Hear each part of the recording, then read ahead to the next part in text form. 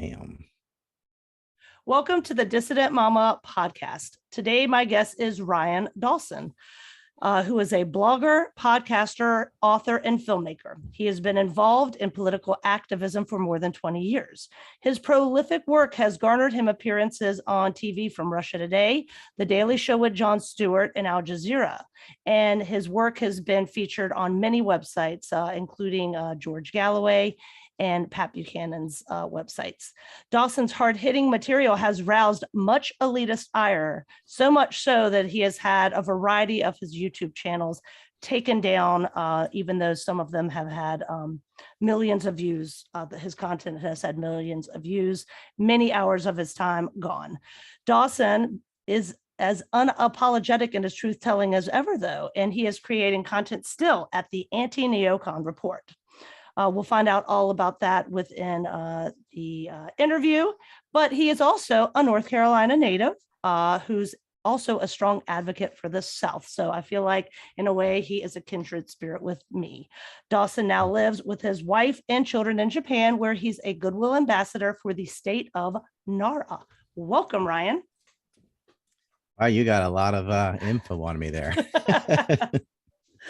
Well, I like to research my guests.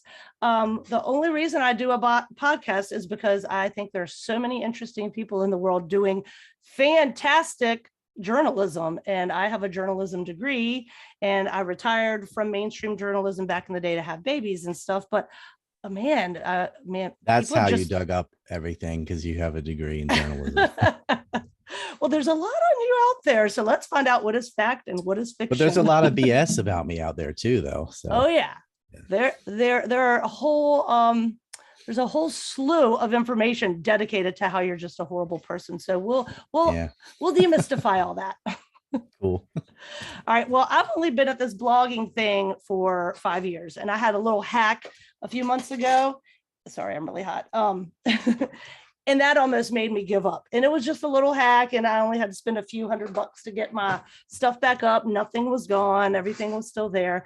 And it was just enough to drive me over the edge. So your story is fascinating to me because you've really been put through the ringer and you still keep on trucking. So can you give us some more details about how and why your censorship unfolded and what some of your struggles have been with that? I mean, I'm sure you're just your head wants to explode. I've lost hundreds of thousands of dollars in revenue, and I've lost tens of thousands of dollars just playing defense. That they canceled my PayPal of 15 years. So everything I had accrued of people doing recurring donations and so on were just gone overnight. They canceled my Patreon that was up to $8,000 a month. The day Glenn Maxwell was arrested, so it was about to explode, and they canceled that. They canceled my Google AdSense, which means I didn't have Google Ads and I couldn't monetize YouTube either. Not that YouTube ever monetized me anyway. They would always put it in review indefinitely, so they didn't say no or yes. It would just sit there in limbo, which is just like saying no. And if I had been monetized on YouTube, I'd be a millionaire. But instead I made zero. They went after my host, so I had to change hosts and pay for all that. And I've had so many things canceled. My Vimeo was canceled. I had 6 years on there, 6 years worth of videos, all gone overnight, which means every web page that had linked to it or embedded it went to a dead, nothing. So I had to go through and replace all that stuff. And so fortunately, the last 2 out of 15 years worth of YouTube videos I had removed were backed up on BitChute, most of them. And then we have Odyssey now. I had Rumble. I was banned from Rumble for 9 months. And then they did return it, though. And they didn't erase anything. So it was just, but I had 9 months of posting nothing. So, but that's there. And I have PeerTube. It's hard. And now, of course, I've been banned on Twitter and Facebook and Instagram and all that stuff. And they never give you a reason. I think my latest ban on Twitter was telling the truth about Ukraine, because they also banned Pepe Escobar, and he had 79,000. They banned Scott Ritter. He has 100 and something thousand. They banned him twice. And neither of these guys broke any rules other than the unsaid rule of you're not espousing the propaganda of the Democratic Party, which often is the same as the Republican Party on foreign policy. But yeah, so I got banned before both of them, though. So a little feather in my cap. I was more truthy, more damaging, I guess. Right. Yeah, and Twitter's awful. And that's why I'm hoping Elon Musk can change something. And it's pretty bad when a libertarian is hoping a guy that wants to name his kids after letters and numbers is going to take over, because that would be less crazy than what we have. But that's true. Well, what are okay, so you're losing time, you're losing money. I mean, and I lost my content. I can't replace that. It's 15 years of my life of doing a video every day, sometimes 2 or 3 a day, just gone. And people cannot find me anymore. Like I had fans and stuff, but when you're banned on Twitter, Facebook, and YouTube and everything all at once, they don't know where to go. Exactly. And even though I've said you got to go to BitChute, you got to go to VK or Odyssey, they don't, because I mean, some do, but most people are addicted to these so easy. They got a little app on their phone. They just do their Twitter or whatever. They're not using Gab. I got banned from Getter too. That took like 3 days. Right. You can't give details, especially about September 11th or any of these wars. Now you can be anti-war in a general sense, and you can say you can talk about September 11th if you're saying the nonsense stuff, the airplane denial and stuff like that. But you cannot talk about it seriously. If you start getting in and naming people involved, then they'll erase you. And that's what I do. Same thing with Ukraine. You can say, oh, I don't think we should be sending weapons or something like that. But if you start going after the oligarchs and the corruption and going into the Biden and Kerry family and all that, then you get in trouble. And if you're in Ukraine, they'll kidnap you. Oh, yeah. Yeah. Let's jump ahead. I got some more questions talking about just your basic censorship, but independent journalist Gonzalo Lira, last I heard, is missing. Have you heard anything about that? I mean, truth telling is difficult business just from censorship and videos getting taken down and losing content, but it can be extremely dangerous too. He's known as Coach Red Pill. Yeah. 54-year-old from Chile that lived in Kharkiv. He most likely is laying low, took the batteries out of his phone, and is not going to roll the dice because there are neo-Nazis all over that city right now. Yeah. I don't think they captured him because his YouTube and Telegram are still up, and they would have made him erase those, or they would have erased them themselves because they'd have his fingerprint and could just make him do it. So more than likely, he's doing the smart thing of seeing everyone else getting abducted and saying, "Look, I'm out. I'm not posting. This is my life," for a while. But his content that he's already made is still there.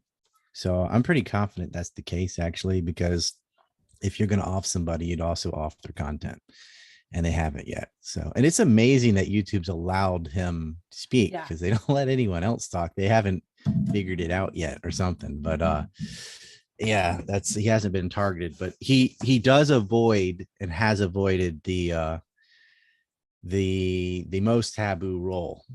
So he does talk about Ihor Kolomoisky and stuff, but he doesn't point out the ties to Israel other than a passport or something like. And that's because and I know he knows, he just can't. Like that will get your YouTube erased in seconds when you go after the privileged class of the really what facilitates a lot of these oligarchs is the Israeli state. Right. And you can just look at the two conflicts and know within seconds how many times has mass media reported on Palestinians being murdered by Israelis? Never. And how many times they talk? I mean, they've covered the Ukraine war more in a day than the last, 30 years of the Palestine conflict. The only time you hear about Palestine is when Hamas does something wrong, or, it's with the Israelis getting attacked. You never hear about home demolitions and, ethnic colonization. Like they openly demolish homes and build Jewish only cities. And you can't even say the J word in any context at all on YouTube, or someone will scream anti-Semite and shut down your channel. It's like, wow. So that group can't have a supremacist element. Everyone else can, but not that one, right? And that's just part of the leftist fanaticism of no one can do any wrong other than straight white males or whatever. This is ridiculous. Anybody can be bad, and the Israelis certainly are. They've blockaded Gaza, and they are ethnically cleansing the indigenous people of Palestine, and it's sickening. But there's not a peep about it. Saudi Arabia gets away with the same thing in Yemen. They're starving children to death. Of course, the U.S. did that in Iraq. Over 500,000 people died. That we know of up to 1997. There were 6 more years of sanctions after that, and we don't even have a clear number on how bad it got. But we do know it gets worse each year, right? Right. So maybe 800,000 to a million may have died just from sanctions. And then there's the war, and then there's the insurgency. They flatten that place. There was some media on that a little bit, but it was more of an anti-Bush thing than anything else. Yeah. But there's nothing on Yemen. There's nothing on Palestine. There was nothing on Syria but propaganda. Mm-hmm. I mean, they were actually siding. This is how you think it's bad. They twisted to support neo-Nazis in Ukraine, which they've done the mental gymnastics to do that. They supported Al-Qaeda in Syria. Right. Not too long after September 11th, we're giving guns and money to the same groups, right, who allegedly did it all by themselves and never worked with the CIA ever, which is sarcasm. Yeah. And that's what they did in Syria. It's lie after lie. And that's why they have to censor things. Because I tell everybody, this is my speech I always give, but you can fiddle around with politics and say, we should elect this person or that person. And we should support, Rand Paul or DeSantis or whoever your guy or gal is. But I don't think any of that will matter until we fix the media. If you look at everything you can't stand, from banker bailouts to all the lies that start these wars, and it's always starts in deception. If you want to get biblical, right? The father of lies, like that, lying is what predicates everything else. You usually don't end up with murder and theft and all the rest of it without lies. Right. Every single lie. Gulf of Tonkin was a lie that got us into Vietnam. Babies on incubators was a lie that got us in the first Gulf War. The aluminum tubes, yellow cake, uranium, WMDs, anthrax, mobile labs, all those things were lies. And that got us into the next war. Saud Gass's own people was a lie. Gaddafi's rape armies and all that was a lie. Like, they have to lie in order to justify the violence. If we had a functional media that would have said, nope, you're lying. Just like this Bucha massacre. Ukraine did that, not Russia. All the forensic evidence, all the evidence points that direction, but they're lying. If you end the lie, you end the violence. And it's much easier to stop it before it starts than after the fact. That's why we have to have a functional media. That's why they're censoring people who tell the truth, because the truth is the cure. You want to know how to fix lies? Truth. Tell the truth. That's all you have to do.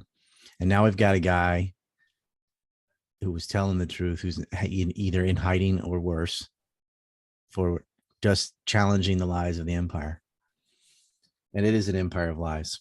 Yes. I mean, I could keep listing things.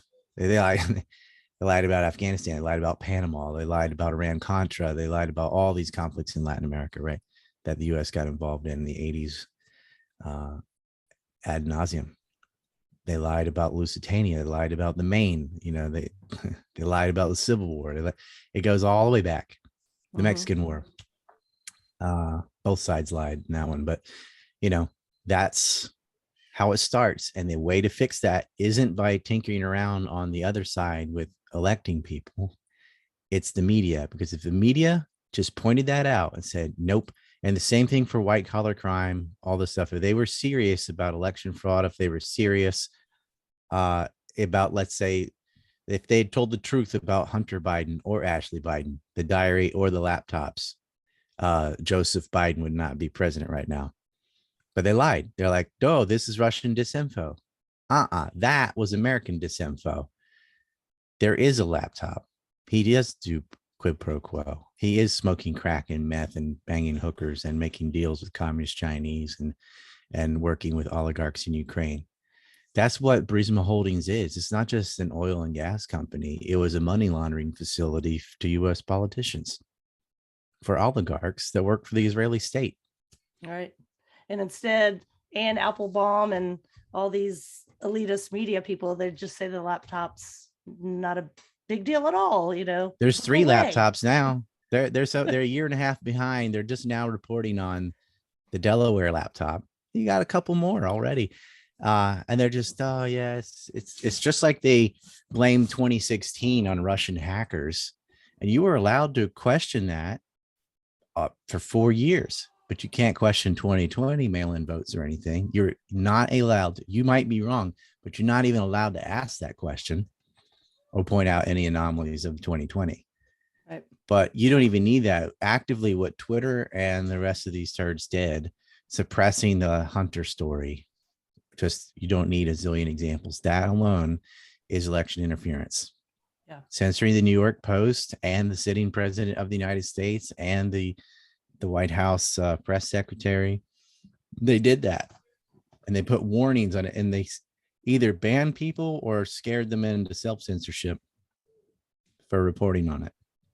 And it's just like Kyle Rittenhouse. The Twitter experts thought he was an active shooter that went around killing Black people. Yeah. He was a child that defended himself from a child raping lunatic who just gotten out of jail. Another guy who was choking his girlfriend and punched his grandmother, and who was hitting him with a skateboard and grabbing his gun. And another guy who had a gun in his face, who has been charged for breaking and entering and was on probation and wasn't even supposed to have a firearm. Like, they attacked him. They were already attacking the city. That whole context of, a bunch of thugs setting gas stations and car lots on fire and destroying all the property didn't matter. Like, one of the people stood up for themselves successfully, and the entire liberal media came down on that guy, not the looters and thugs and child rapists, pedophiles that were setting everything on fire, allegedly about police abuse for the death of the man who wasn't dead. He was shot but survived before he pulling a knife on the police and kidnapping a kid. Yeah, it just, because they don't know the context, because you're not allowed to say it. So if you're sitting there watching CNN and getting all your news from Twitter, Kyle Rittenhouse seems like a monster. He wasn't. Even after the trial, some idiots were saying that. And I'm just using this as an example. Mm-hmm. I mean, the Covington case is another one. They're all outraged. What did that child really do? He's a high school student at the time. He stood on the steps of the Lincoln Memorial with a MAGA hat. Mm-hmm. Which is his utmost freedom to do, like, make America great. That's what he believes. And he's just standing still, getting yelled at by Black Hebrew Israelites and a Mapaneo, is what we call him. The American Indian guy, he's in a Skrillex video. His name is Philip. We call him the finger waver, because he's one of these guys that just, I saw him before at a Vital powwow in Virginia, even, and he's not even remotely near Virginia, but he would just go to any and everyone to, just like say the obvious. Like, yes, we know there was genocides and all that. Like, that's not what we're doing here. We're having a powwow for veterans, and we're eating fry bread and just having a good time. Right. Like, this isn't preachy. You can do, it's not like denied or anything, but like, dude, we have museums on the reservation all dedicated to stuff like that. No, you're not like enlightening anybody on anything new. You're just being a Debbie Downer. Like, anyway. Yeah. Are you part Native American? I am. You are? How much so? Do you know? That's personal. Okay. Yeah. Okay. It's I don't actually know, because you can't do genetics like, well, if your mom's this, your dad's this, you're 50% that, 50% that, because you have recessive and dominant genes, and it all depends on which ones are expressed and whatnot. But all my family's mixed. My parents are, my grandparents are, and also I'd have to sit here and do the math. Okay. But like, between I don't know, between 75 and 50, somewhere in there. What tribe? Can you tell me that? Croatoan and Tuscarora. Okay, that makes sense. Okay. Back to being canceled and whatever, you dramatically losing your followers because people can't find you. So these are the things that people say about you, the big things. You're a Holocaust denier, a 9/11 truther, and a conspiracy theorist. But all you have to do is read your work and listen to your Yeah. videos to see that that is not what you're about I at all. I hate 9/11 truth because I don't believe, I mean, I don't espouse the government narrative on 9/11, but there's a range we call between the spook and the kook, right? Okay.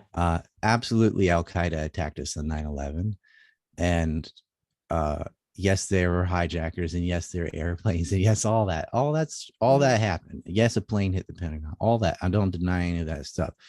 My issue is how separate Al Qaeda is from intelligence agencies, and when you zoom in on that, like just a few examples is Zaid al-Jarrah from Flight 93 had two first cousins working for Israeli intelligence, busted months after 9/11.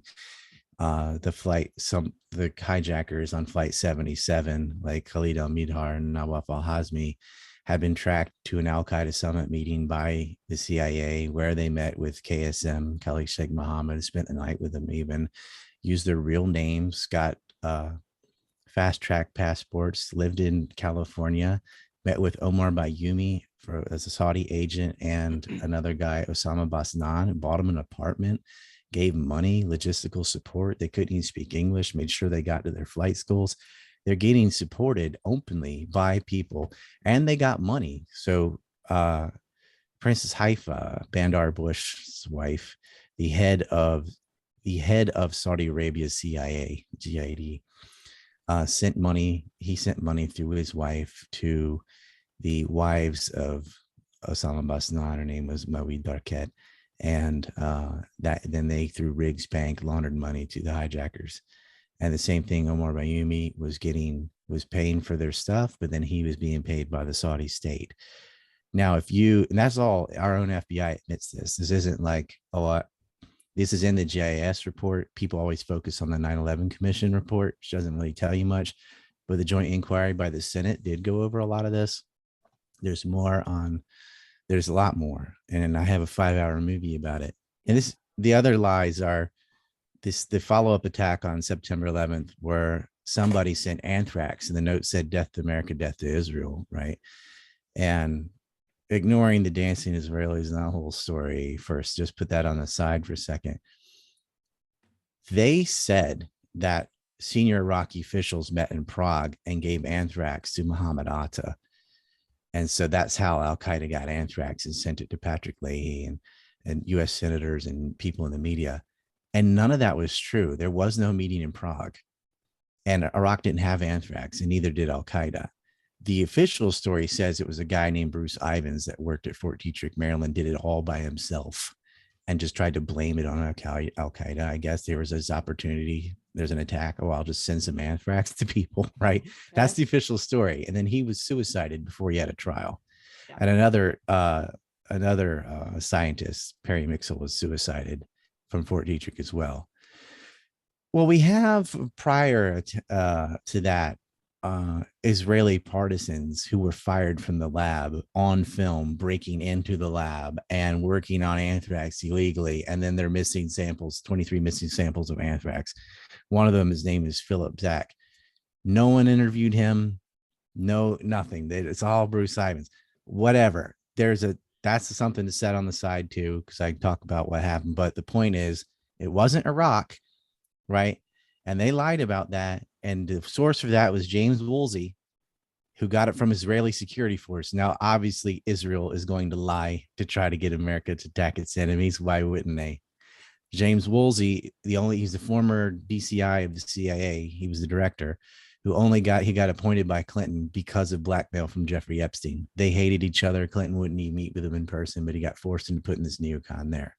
Not that Clinton's a good guy either, but he did have a line. Of course, Clinton met with Epstein himself. So did Hillary. And that's Epstein's story is another thing to set on the side, because that's a long tangent and stuff. But the thing is, my problem with 9/11 Truth is they're not digging into how anthrax was erroneously attacked to Iraq and led us to war, because that was specifically the WMD when they say Iraq didn't have weapons of mass destruction. Well, let's not be general. Colin Powell went to the UN with a mock vial of fake anthrax with his speech about mobile weapons labs that had VX gas and anthrax. And then Judith Miller and Sapphire and all these New York Times people reiterated those lies, which they were getting from the PNAC group, Crystal and Kagan and so on. And that was the legal pretext. They said Iraq was in violation of UN Resolution 1441, which stipulated they couldn't have weapons of mass destruction. And the example was anthrax, and that they had given it to Al Qaeda, and Al Qaeda attacked us on 9/11. And people my age signed up to be in the military to fight Iraq, thinking that Iraq had something to do with September 11th and the anthrax attack, and they did not. Right? That crime is provable right there. There was no anthrax. James Woolsey lied about it. So did the Israelis, and all these newspapers that, reiterated this junk, like the New York Observer, first paper to report about it in America, which was owned by Charles Kushner. Yeah, right. Yeah. So it's both. And that guy ended up being a felon and going to jail for setting honey traps on his own brother-in-law. He would pay hookers to film sex with people, and very Epsteinish, That's a long story.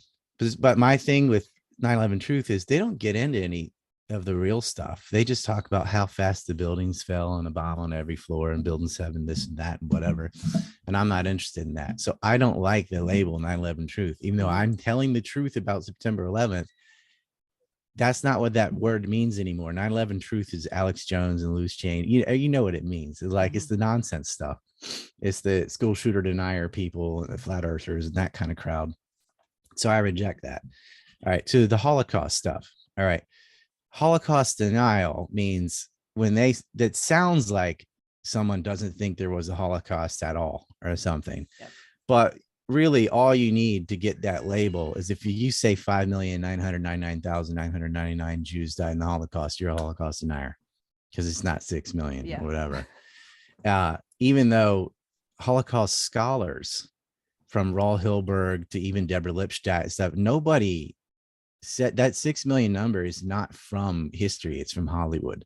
And that doesn't mean there wasn't a Holocaust. There definitely was a Holocaust, and millions of, not just Jews, millions of lots of types of people were murdered by National Socialists in camps in Poland. But what I did is, there are some revisionists that really deny a lot of aspects about like gas and ovens and whatever. So I had some of these people on my show to say, what do you think? Right. I had David Cole on, Eric on, I had Guillermo Rudolph on. Guillermo Rudolph is a guy, he was a chemist that went to Auschwitz and tested the walls and didn't find Zyklon B residue. Probably because they have 5 different said crematoriums, and maybe one of them wasn't a crematorium. Maybe it wasn't morgue. Maybe he did the test wrong. Maybe whatever. But they put him in jail for getting the wrong answer. He's like, but that was my answer. Maybe you could say, well, you dug in too far or whatever, right? You could explain it. But I think no one should go to jail for having the wrong historical opinion, right? That was crazy. That's all that interview was.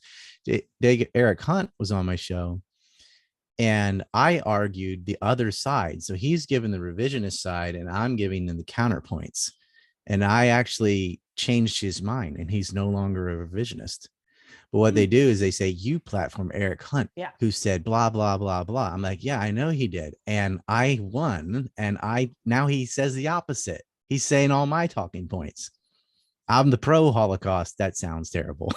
I don't mean, you know what I mean? Like I was from the, this did happen. This explains this and that. Like they say, I don't want to get into the details, whatever, but there are a lot of exaggerations about the Holocaust. I mean, soap and lampshades is not true. That was propaganda. They had the city of Weimar come into the Buchenwald camp, and basically the OSS had this horror display of human bone ashtrays and skin lampshades and soap and stuff like that.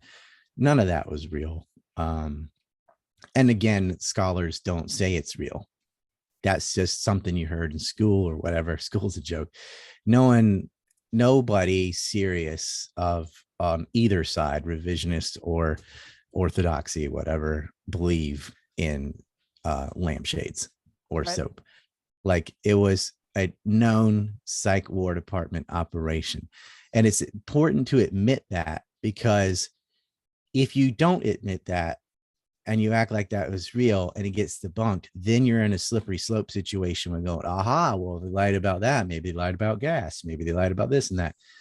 Another thing is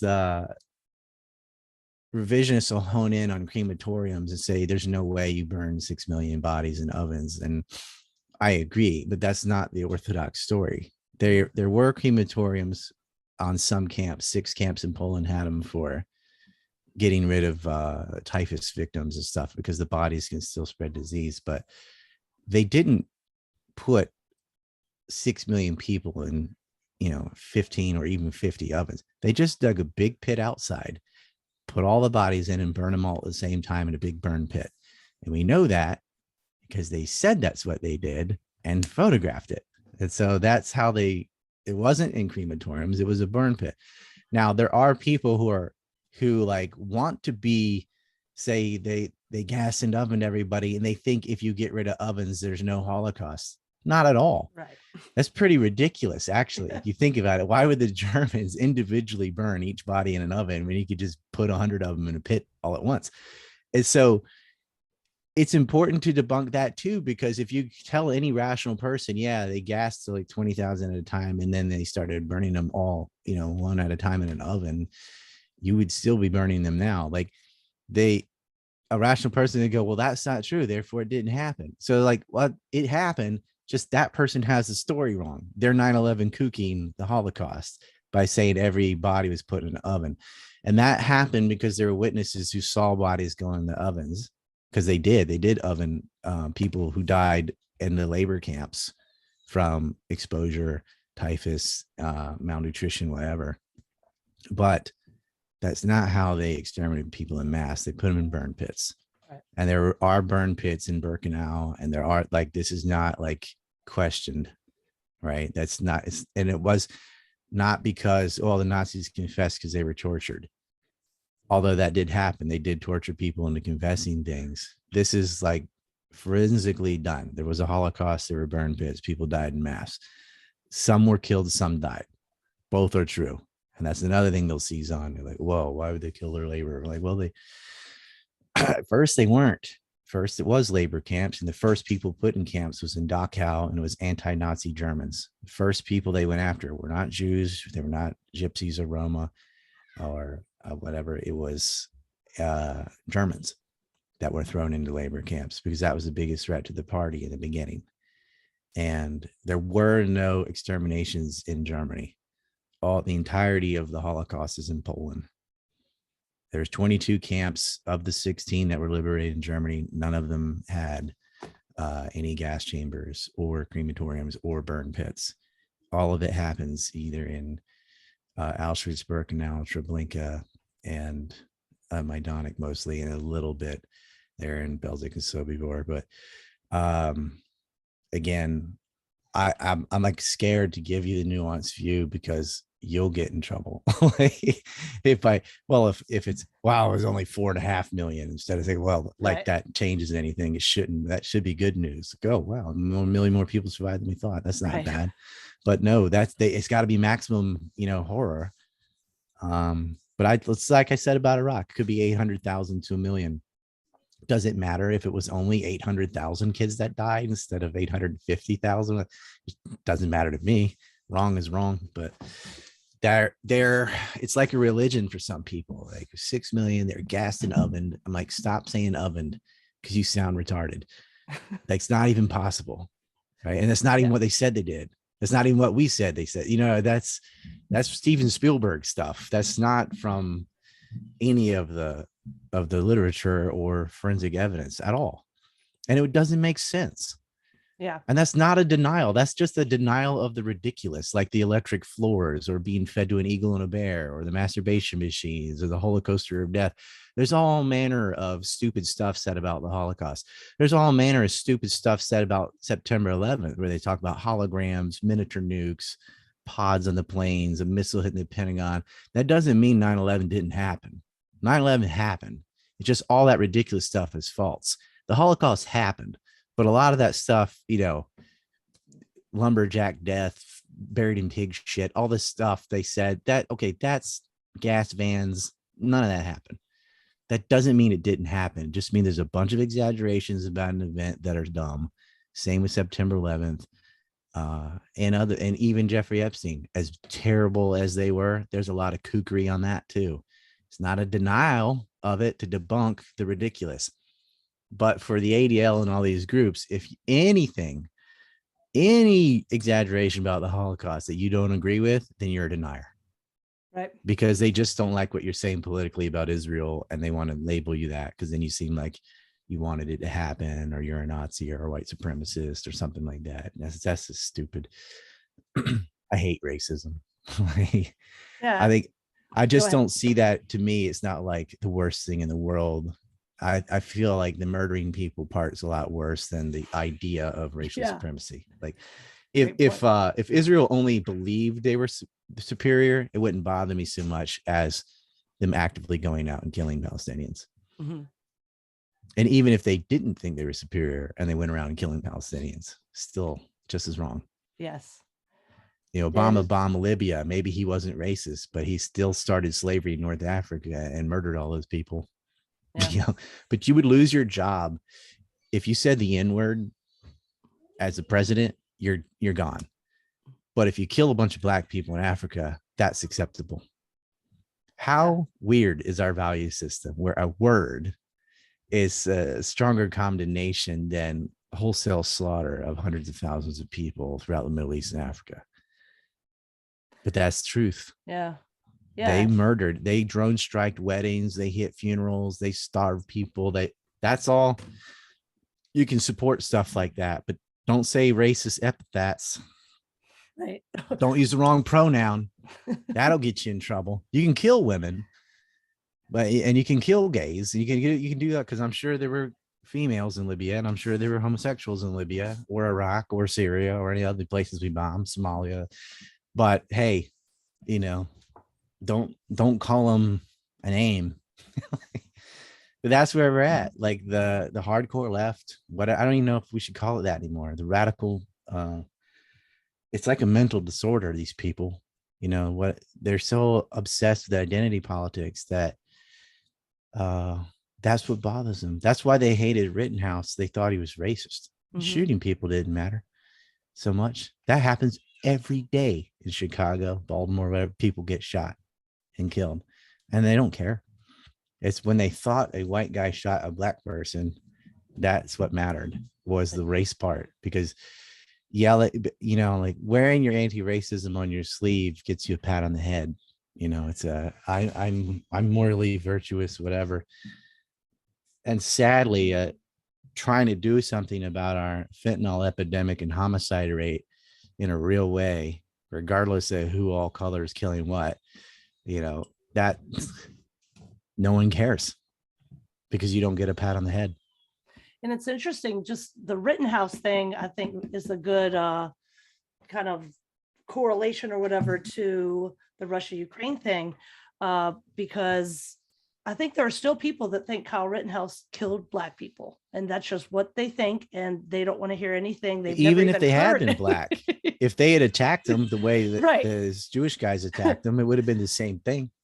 But yeah, I'm glad they weren't black, because if they had been, there would have been even more riots, because people would have just jumped to the conclusion that, oh, he just shot people because he's a racist lunatic, right? And not looking at the specifics of, no, that guy chased him across 2 parking lots and was inches away from him.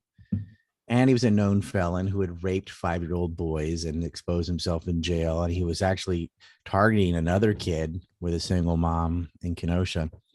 And why did he get there from Arizona? Like, that's the other thing. Somebody's busing these people in from all over the country to attack cities. This is organized crime. This is not, they all happen to decide, let's go to Kenosha, Wisconsin today, right? It was, we saw a news event, and George Soros and others have financed to put them on green buses and bring them out there. Right. That's what they did in Richmond. Mm-hmm. And Richmond PD had intelligence on it that they came across the state lines. They crossed the country to set fire to buildings. And they, not only were they toppling Confederate statues and stuff, they set apartments on fire. There was a young boy trapped in his house that was on fire, and they tried to block the fire trucks. Fortunately, they just got through anyway and got the fire out. But those people could have died from fire, because Antifa was out there blocking the fire trucks from putting out a fire that the Antifa also started.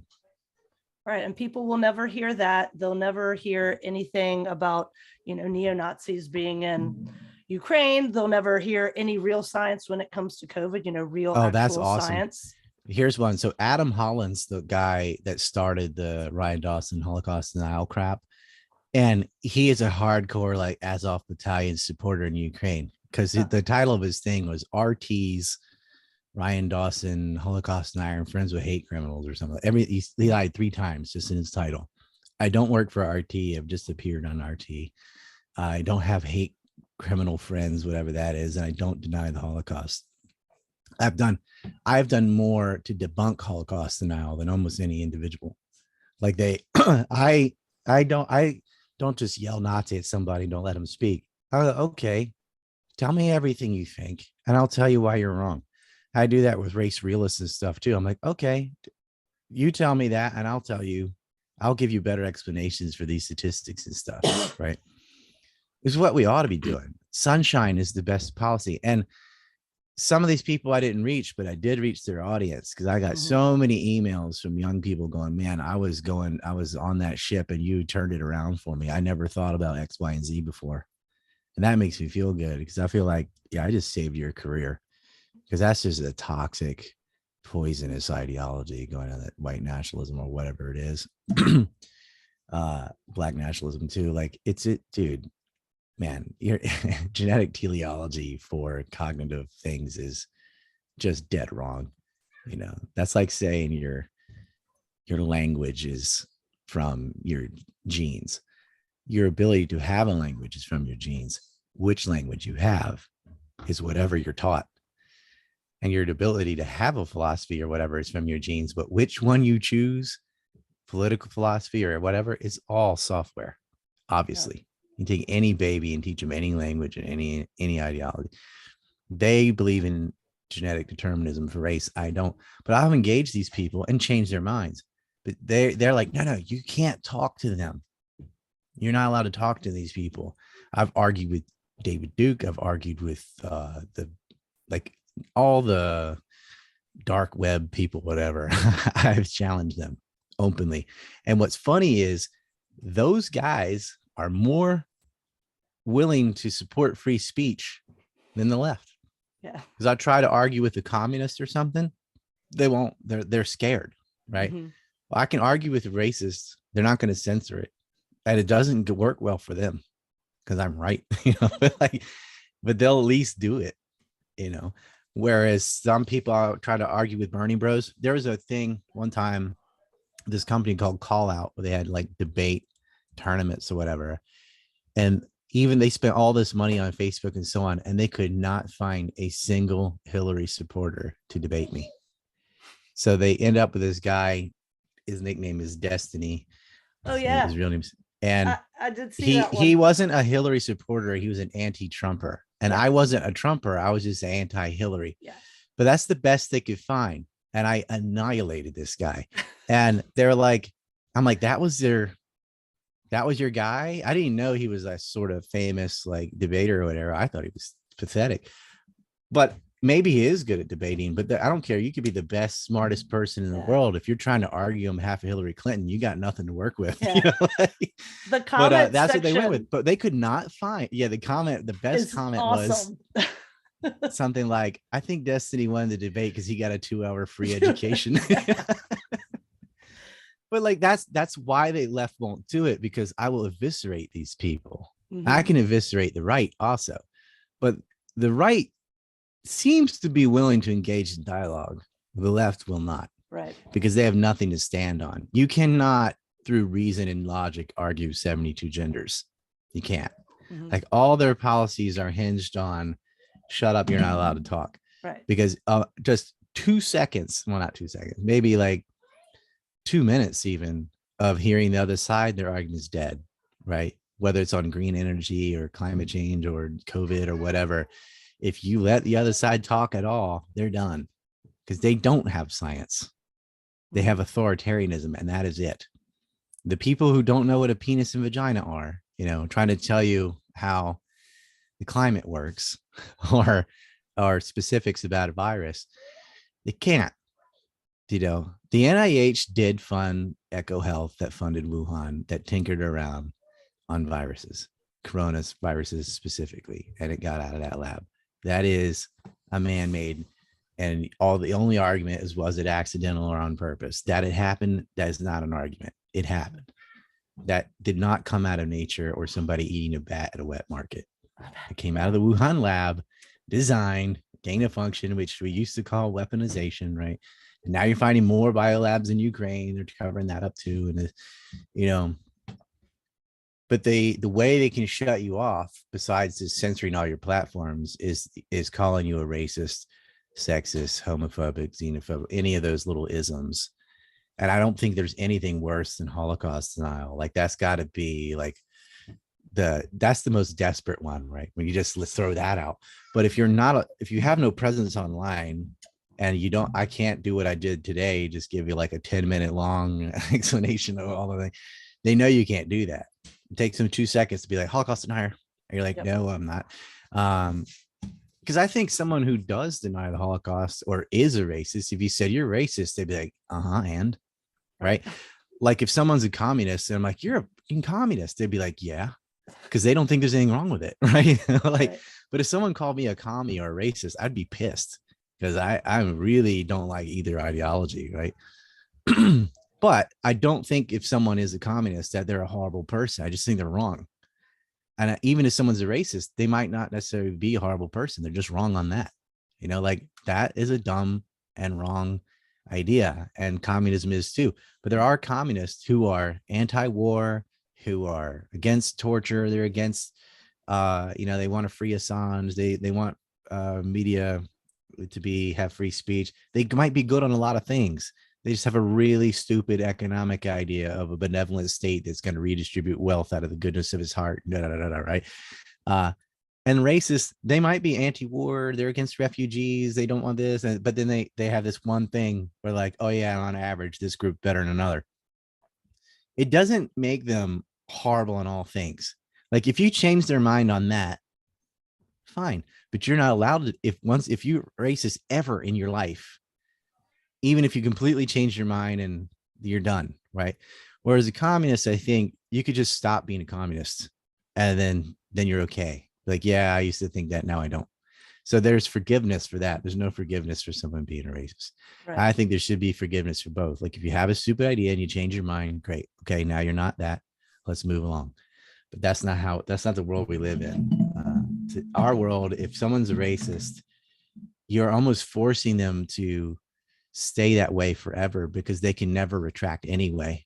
So they might as well, at least they have some sort of group of fellow racists if they stay there. If they leave that, they still won't be forgiven by the other side. And then they've lost all their racist buddies too, and they're alone. So like not allowing forgiveness forces people to just, double down. Right. And I think I've seen that sometimes where I know the person knows that what I'm saying, I've debunked everything, but they can't leave. Right. They got to stay the course, because that ship has sailed, and then they know they'll be forgiven anyway. And even I'm getting called that. And I'm like, well, I'm the opposite of that. I don't care. I'm going to tell the truth anyway. Same as I said at the beginning, the truth is how you kill deception. Right. But boy, they're pissed off that I engage these people. It's like they don't really want to get rid of racism. They want a little bit of it out there. Yeah. So they can point to it and scream to it about that. Like Joe Biden called January 6th an insurrection of white supremacists. No, it wasn't. It was people protesting what they sincerely thought was voter fraud. They're not white supremacists. It was not insurrection. They didn't bring weapons. They weren't trying to take over the Capitol. They're obeying the little velvet ropes and stuff. Like it was a little bit of trespassing, and they all left. There's no reason to put people in jail for 16 years and things like that. And look at the double standards. Antifa and BLM burning down cities, tens of millions of dollars in damages. Nobody gets arrested. January 6th, they're hunting them down in their bedrooms. Were you there? And then throwing them in a cage, and then calling them a white supremacist. Because if you call someone a white supremacist, no one will defend that person, because they don't. Then it's like, she's a witch. She looks like one. Like no one wants to defend that, because then I'll get accused of being a witch. Right. And if I don't think that person's a witch, I don't think that person's a white separatist, whatever. Well, then now you're that too. They know that's what happens. If you defend anybody that's been given the scarlet letter, then you have a scarlet letter. And that ostracizes these people, and no one will help them out. I feel bad because none of those people were white supremacists. Some of them didn't even know they're trespassing because the police were waving them in. Right. There was FBI COINTELPRO out there breaking windows and stuff, but a lot of them just saw a crowd going in. They like, oh, we're going in here and we're going to chant USA and whatever. And then they left. And just like grandmothers and all, they're just walking around. And it's on film, like police going, come on in, and standing there, standing right next to cops, and they're just, they're not even like arresting them or trying to, or telling them to leave or anything. They're just like, okay, yep, you're in the Capitol. This is this building. This is this painting, whatever. Like no conflict. Except for the one that shot Ashley Babbitt. I mean, some lunatic shot through the window. Didn't even say freeze, anything. Just shot, nothing. No consequence, right? And then they made up stories about somebody being beaten by a fire extinguisher. That never happened. Like, but the retractions are not there. There's still people who believe that. Ashley Babbitt's a good point, because I know people who think that there was no Ashley Babbitt, that like she was a phantom and she didn't really get shot, and it's all like make believe stuff. I know, crisis actors. I'm trying to say that's kind of deflecting from the huge point here that she was murdered in cold blood. It's a blood capsule for sure. Yeah, Vegas shooting. Like, yeah, she was a real person. She was murdered. She was unarmed. All she had was a Trump flag.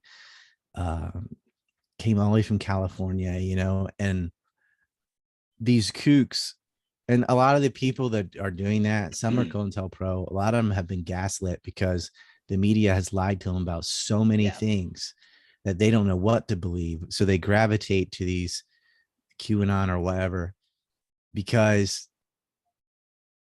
they don't either have the time or the ability or both to figure it out. So they trust somebody, and they can't trust their TV. They know that much, because they've been lied to so many times. And so a group will come out and go, hey, do you know the TV is lying about ABC? And they go, yeah, I agree with that. And then they insert their own deception, right? And go, this is the thing.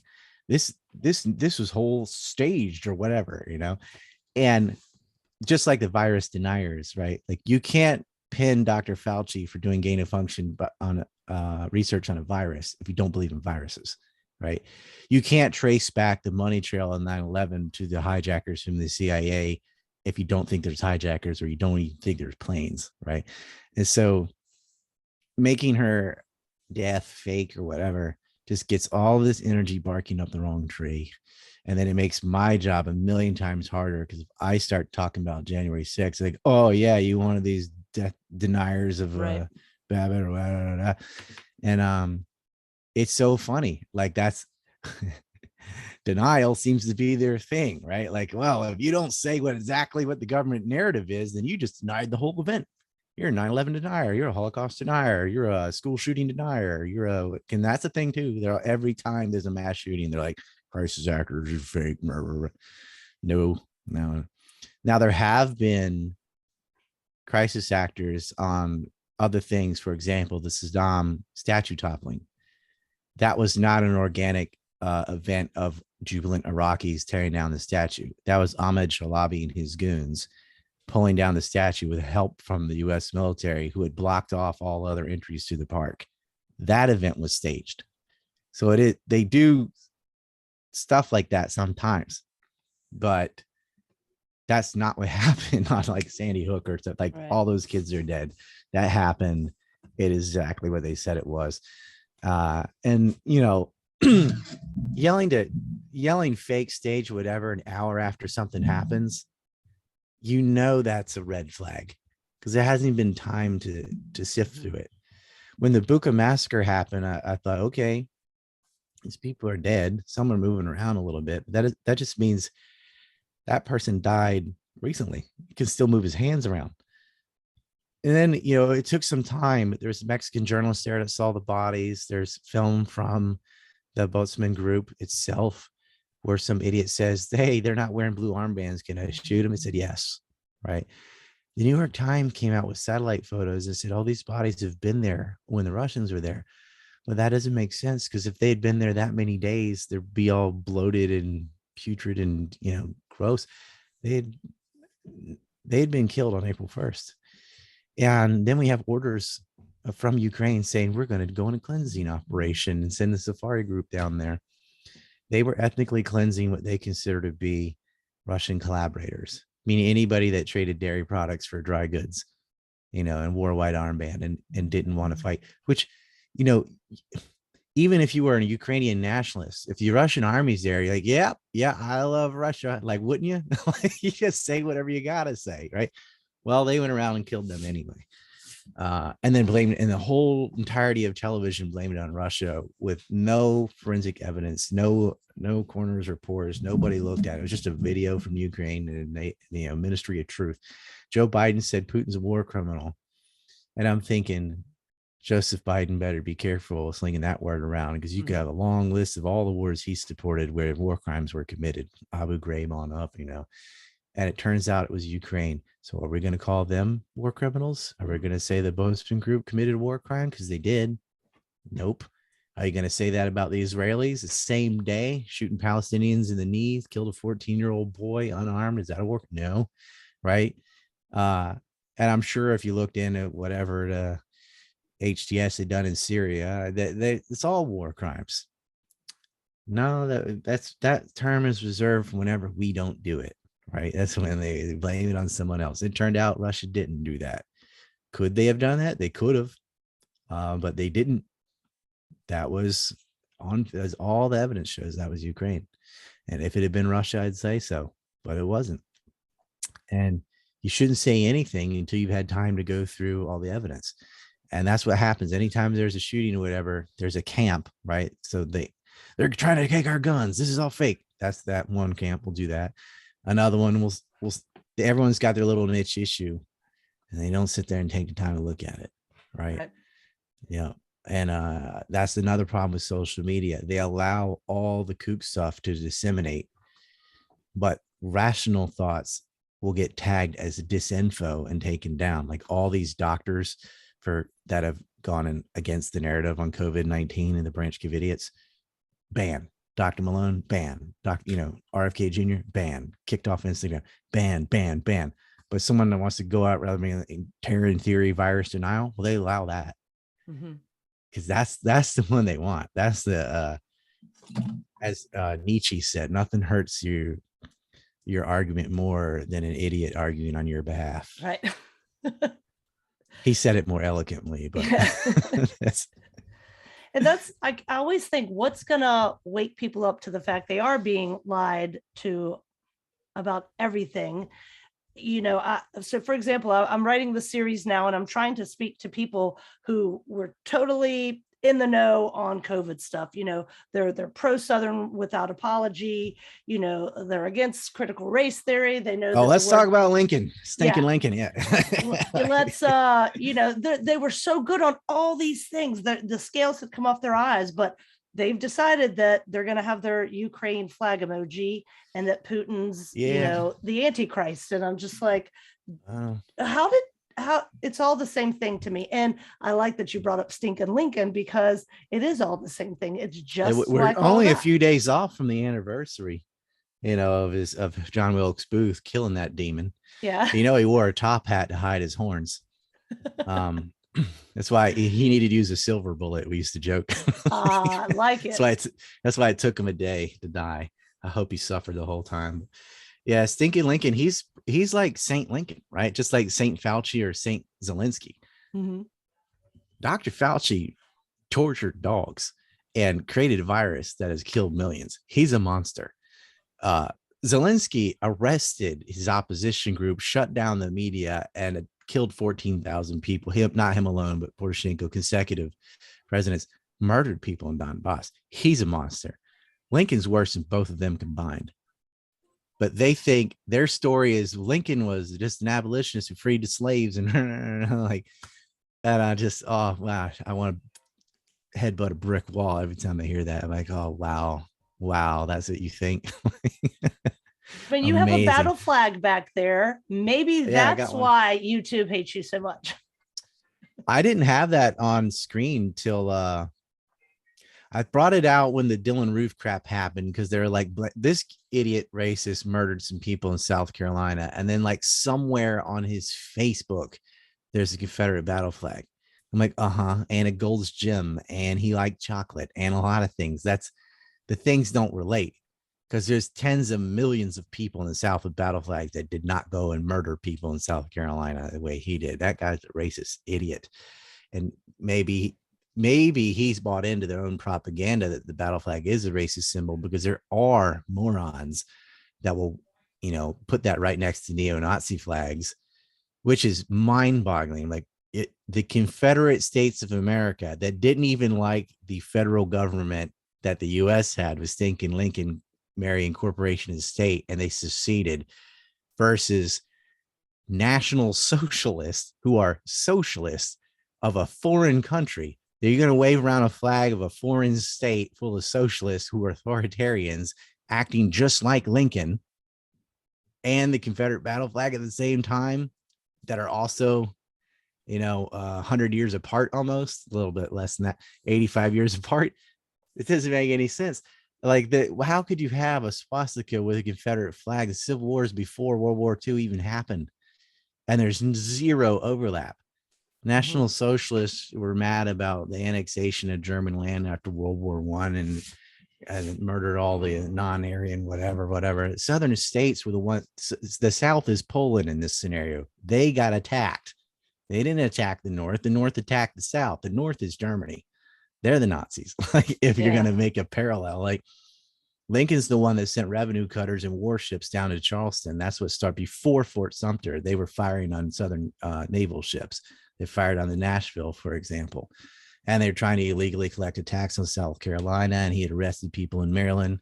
And there was a shootout there, as you know. I'm just telling the audience, and it wasn't about slavery. The North had slaves. Kentucky had slaves. Delaware had slaves. Washington, D.C. had slaves. They didn't have a problem with secession in West Virginia, which also had slaves, and Maryland had slaves, and New Jersey had slaves, and California had slaves. And California and Kentucky and Delaware and New Jersey kept their slaves way after the Civil War. And California did outlaw it on paper, but that it was never enforced. They still had Chinese and black slaves and native slaves up until the 1890s. Working on the railroads and so on. And then in the Union, in the states that didn't have slaves, did have slaves because they were putting people on script pay, where you could only spend your money at the company store, that kind of stuff, where a lot of blacks and Irish and, ended up working on that system. And that lasted until the 1920s, way after the Civil War, all the way to the Blair Mountain Rebellion and Colorado coal strikes and things no one knows about. They don't want to teach you that people were paid in script, but they were. And, the Northerners killed 1 million blacks. They killed more blacks than they did Confederate soldiers. And they put them in contraband camps and worked them to death, as they needed the cotton for their tents and things. And then the other new thing in the North is they had black male suffrage, not female, but only black male suffrage, only in Southern states. Many Northern states rejected it, would not accept it till 1869 or more. But that's what they did, is they said, okay, like what New York did, for example. They said, black men can vote, but only if they own property.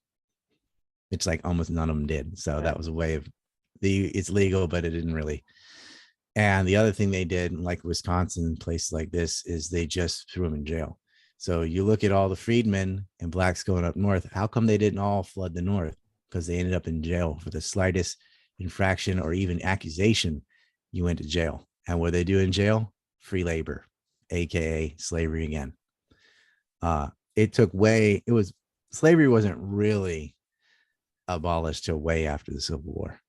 And it's not a real clear-cut line of when it ends, because it sort of phases out into script pay and wage slavery and Then they move to offshore slavery.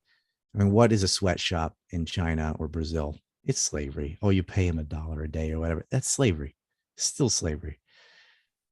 Anyway, this narrative, the South was fighting because the South got attacked. North Carolina and Virginia, which were the two largest Southern states, didn't secede until after Lincoln attacked South Carolina. And if you didn't have Virginia, there is no Civil War, because that was the largest Southern state by far.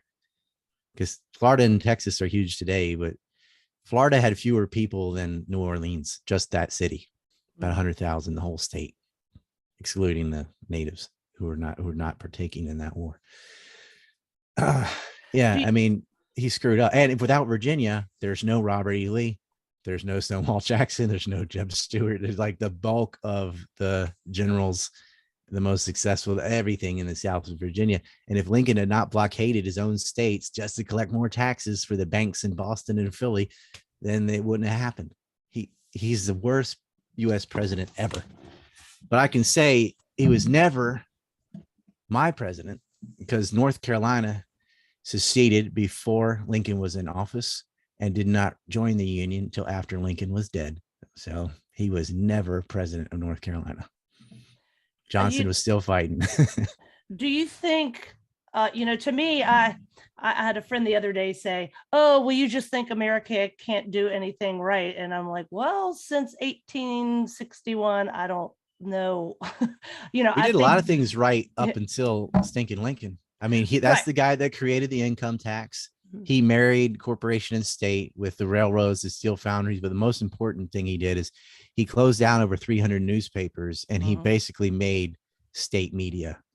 And with state media is what allowed them to lie about everything else. Yeah. And start the Spanish-American War and World War I and on to now. The moral lie to save people, right? We're going around the world saving people from themselves. They had to, or enemies. They stole all that territory from Native Americans to pay for the Civil War. Yeah. Because Lincoln's greenbacks were worth only 35 cents by 1865, and he sold war bonds that Grant had the South repay in gold, which the South still didn't even have.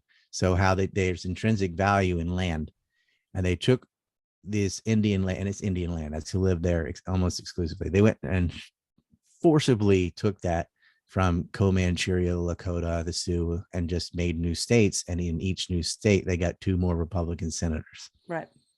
And in all 12 new states were Republican senators. I heard you say once that it was your concern for voiceless people, such as the Native Americans and the Palestinians, that kind of got you involved in politics. I had a little magazine. Yeah, I had the Voice of the Voiceless. I did an article on Reconstruction, because that was 55 years. It wasn't done in 1877. Like, Reconstruction continued on and on. They were still paying Northern pensions in 2016. Only government can do it. They're all dead, obviously. Let's do that. 2016, not even 1916. Wow. 2016 is still paying off Northern pension thing. But yeah, I did. The first Voices of the Voiceless was on Egypt, because they're always on the line of barely having enough grain, barely having enough food, people living on very low income on the lower tier in Egypt's very have not, right? And which ended up leading to consecutive rebellions of the revolutions in Egypt, right? When Mubarak was out, and then you had Sisi and Morsi and I was ahead of the curve on that. I wrote about Palestinians. I wrote about Yemen. I wrote things in Indonesia and Native Americans and anybody I felt like never got a shot, right? And that included Donbass. And a guy who's really good on that is Jonathan Pilger. He's better at it than I am by far. But I was just doing that in college thinking, well, this will be on record. I want them to know, someone knows and is aware, but there's nothing you can do about it. Because at the time, YouTube didn't exist, Facebook didn't, all the things I got banned on didn't exist. Now, people complain, you can complain about censorship, but I'm like, yeah, but without the free market, you wouldn't even have things to get banned on in the first place, because it was worse before. It was television and that's it, right? So it's not easy to get on the news. The fact that there were things I could temporarily be on that I got kicked off of is still a step forward, because it did have an impact. And now we're seeing the next phase. The free market's hitting them again. Okay, you're going to censor Facebook. We're going to make VK. You're going to censor YouTube. We're going to make Rumble and Odyssey and BitChute. You're going to censor Twitter. We're going to have Gab, Getter, Telegram, and, It's not a perfect solution, but markets are the only real solution, because the government's not going to come down and do antitrust laws or mess around with Section 230. It's not going to happen. The only thing that's going to save you is competition or hostile takeover. And hostile takeover is very unlikely. You need a billionaire like Elon Musk to come in and do it. And they'll poison pill and fight him on every tooth and nail, but I feel like I hope that works, but I have a lot more eggs in the basket of just using alternative things. Yeah. Right. Just put your stuff on Odyssey and get in the habit of using Odyssey instead of YouTube or BitChute or whatever. And I like Gab. It doesn't have the eyeballs Twitter has, but Telegram has been good for us. The only way I can even find news on Ukraine that isn't full of malarkey is through Telegram and VK, because they banned RT, they banned Sputnik, right? They'll ban any analyst, any individual from, the gray zone to, which is sort of left leaning, to like anti-neocons, and anything in between, gone, to like Scott Ritter, who's more of a Republican, or I would say right leaning, whatever. Ban him too. They don't care. Escobar is on the left, he's banned. Ritter's on the right, he's banned, because they both told the truth about Ukraine, right? That Tim Anderson banned, he's on VK, but none of us are allowed on Facebook or InstaFace or whatever. Facebook's probably the worst. YouTube is really bad and Twitter is really bad, but there are a few left. Coach Red Pill was there until he wasn't, right? There's Six Hexenhammer still on YouTube. Maybe some of the comedians like Jimmy Dore and Dave Smith, whatever, but they're like good, but not great, because that's not their lane. Their lane is comedy, right? Mostly, even though they know a lot about politics, but that they don't know as much as Scott Ritter knows. You know what I mean? Like that he's, or that I know, even like that. We're more of a threat on that. And I'm not good at comedy. I could tell a joke or two, but I'd be broke. And it's fine to stay in your lane or whatever. But I think they're going to get banned too. Yeah. I think they're close to getting kicked too. And I think a little bit, maybe Jimmy Dore at least has had some things demonetized with a little bit of censorship, but maybe Dave Smith has too. I don't know. But Joe Rogan's another one. Like they went after him, man. They're like, you said the N-word. Like he wasn't calling anybody that. He was quoting Richard Pryor or something, and it was like 12 years ago, and this wasn't so edgy or whatever, but he's not racist at all, and everybody knows that. But they wanted to, anchor that on him, and that's because he allowed people on his show that went against the COVID narrative. Right. And he's a comedian. He's a comedian that knows politics some, but he doesn't know politics like Max Blumenthal. Yeah. Right. Or, what I'm saying? Like, and that's not it's not a slight at all. You can't be a jack of all trades, but he knows a lot. And so they got rid of him as much as they could. They tried to cancel his Spotify. He was too big to fail, but they have really, what would you say? It's like being accused of rape. Even if you get acquitted, you're still dirty. And being called a racist is like, even if it's 100% false, you don't come out of that clean, right? Your reputation has been hurt. It is defamation to say that about someone when it's not true. Do you think the whole They're doing it to Elon? Yeah, right. They're doing it to Elon. They called Elon Musk a racist on MSNBC. Yeah. Elon Musk, because he's from South Africa, and South Africa used to have an apartheid, so therefore, Exactly. Well, that leads to being anti-Southern, they don't care. Every Hollywood film that's just like, y'all are a bunch of cousin fucking racist, backward, uneducated, The Southern accent is just equated with stupidity because of Hollywood.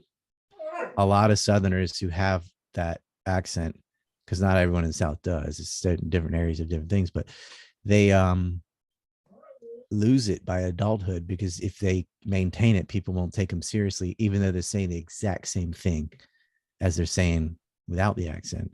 Right. People just hear it and and that's prejudice, but that it's an acceptable prejudice. It's what prejudice that has no social stigma, and it ought to.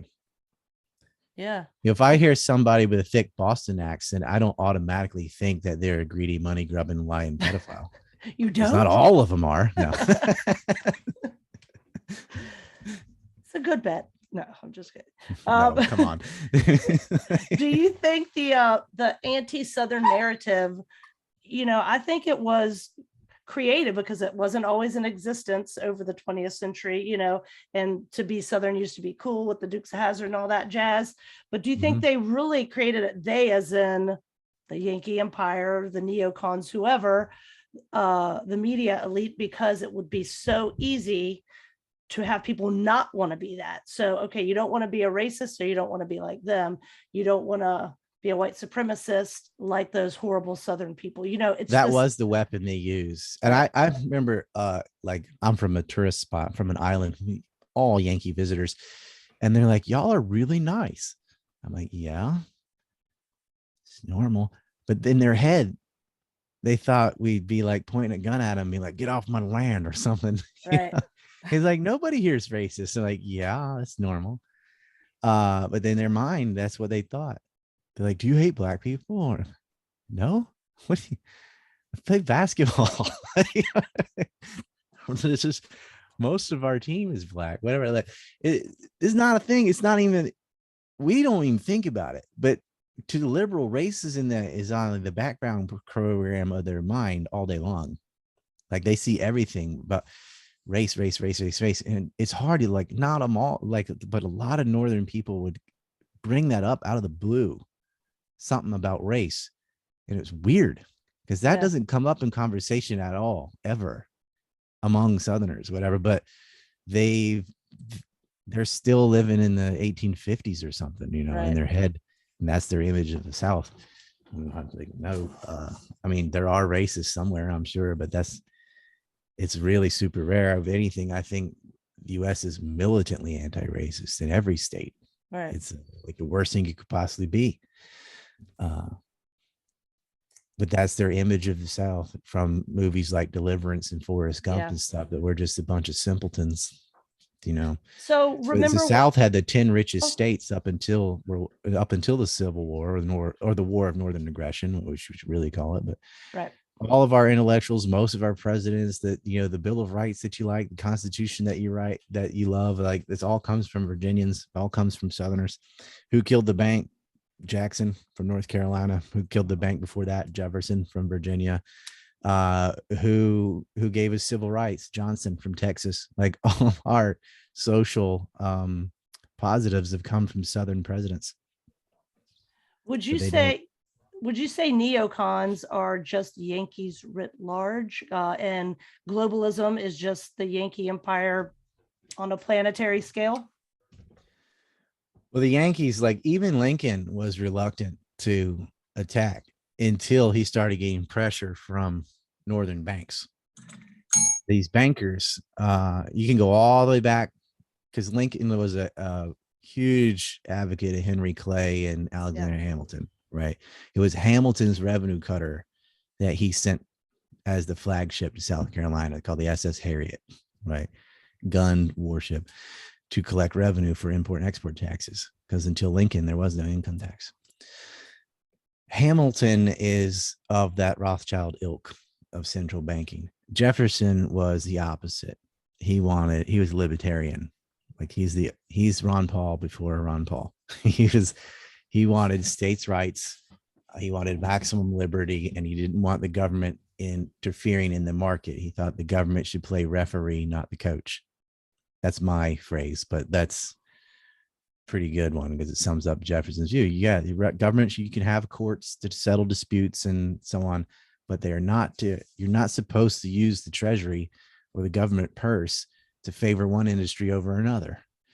But that's what the Yankees did. And in the CSA Constitution, I think it's almost exactly like the Constitution was anyway, but they added a couple things, and one was uniformity on taxes, not to favor one industry over another, and the other was term limits. Not a bad idea either. Which is sad that we can't revisit these ideas because they're like, oh, well, this tagged evil thing said so you can't do that. And it's sad. I even look at even the worst regimes in history, like the fascist Nazi Germany, had some good ideas on economics that you could buy. It did work. The German miracle was real. Too bad, can't look at that. They abolished minimum wage, where in Germany didn't reinstitute it till 2017. That's why they were on top. Minimum wage hurts the poor. And people think, because intuitively you think, well, just pay people more and they'll have more money. Like, that's not what happens. And we've seen from raising minimum wage to welfare, how many more decades of welfare not working do you want to do before you admit it doesn't work? Right? Like, Thomas Sowell has written giant books on this, on what happens when you subsidize failure. You end up with more of it. But yeah, you can't get into those ideas. But if we could fix the Civil War, that would be very helpful, because that really goes back to that central banking empire. It's an oversimplification to blame it on the Rothschilds, but because that's not how things work anymore. No guy just owns a bank. They're owned by boards, and it's more complex, but the ideology is the same. They want to make money without working. Right. They just want to loan it out and collect interest. And that has been the gambit, is a debt-based currency, essentially. And it comes from this Yankee attitude. That was the Puritan society. The way the North got colonized was very different from the South, very different breed, very different ideologies. And it was inevitable that they were going to butt heads eventually. The only thing that prevented it from happening immediately was distance. And as they got going, the largest southern state, Virginia, the largest northern state was Pennsylvania, not too far apart from one another, because West Virginia was part of Virginia. So they were actually touching. And it was the Jeffersonians versus the Hamiltonians, and that you could replace Hamilton with the Lincolnites. And Lincoln believed in a strong central government, subservient to the banks. He wanted to use the government it's fascism, really, because you're using the government to subsidize key industries of whoever interest groups bribes you, which we call lobbying today. And it's nicknamed lobbying because Ulysses Grant met in the hotel lobbies with so many special interest groups that they started calling him the lobbyist, right? But they made the government for sale. And so this rent-a-government of crony capitalists or mercantilists, whatever you want to say, I just call them Lincolnites or Yankees, has existed at least since 1865, when they took control. And the Southern model of maximum liberty and no income tax and all that, that's dead. But that Jeffersonian spirit of self-sufficiency still exists in the South, especially the Deep South. If you see which states went against the COVID narrative, Florida, Texas, Mississippi, Tennessee, right? Because people, doubt what the government's telling them, because anybody that parents, grandparents lived through Reconstruction said, I don't believe you. And there is that attitude of self-sufficiency, growing your own land, questioning things, doing a lot of self-education. You have school and all that, but a lot of things you learn from your parents and grandparents, you learn by doing. North doesn't like that. They want total indoctrination. They want total control of your kids. They want total, and I'm not saying Northerners, I'm saying the North, like the governments in the North. Look at New York, 3 governors in a row caught fiddling around with women, even the blind one, right? 3 in a row. That doesn't happen anywhere else, right? New Jersey education system so messed up, they make movies about it. They've got like 108 superintendents and all this. It's just horrible. The mafia and white collar crime is so prevalent in New York and New Jersey that people are just like, nah, this is how it is. It's unchangeable. Right.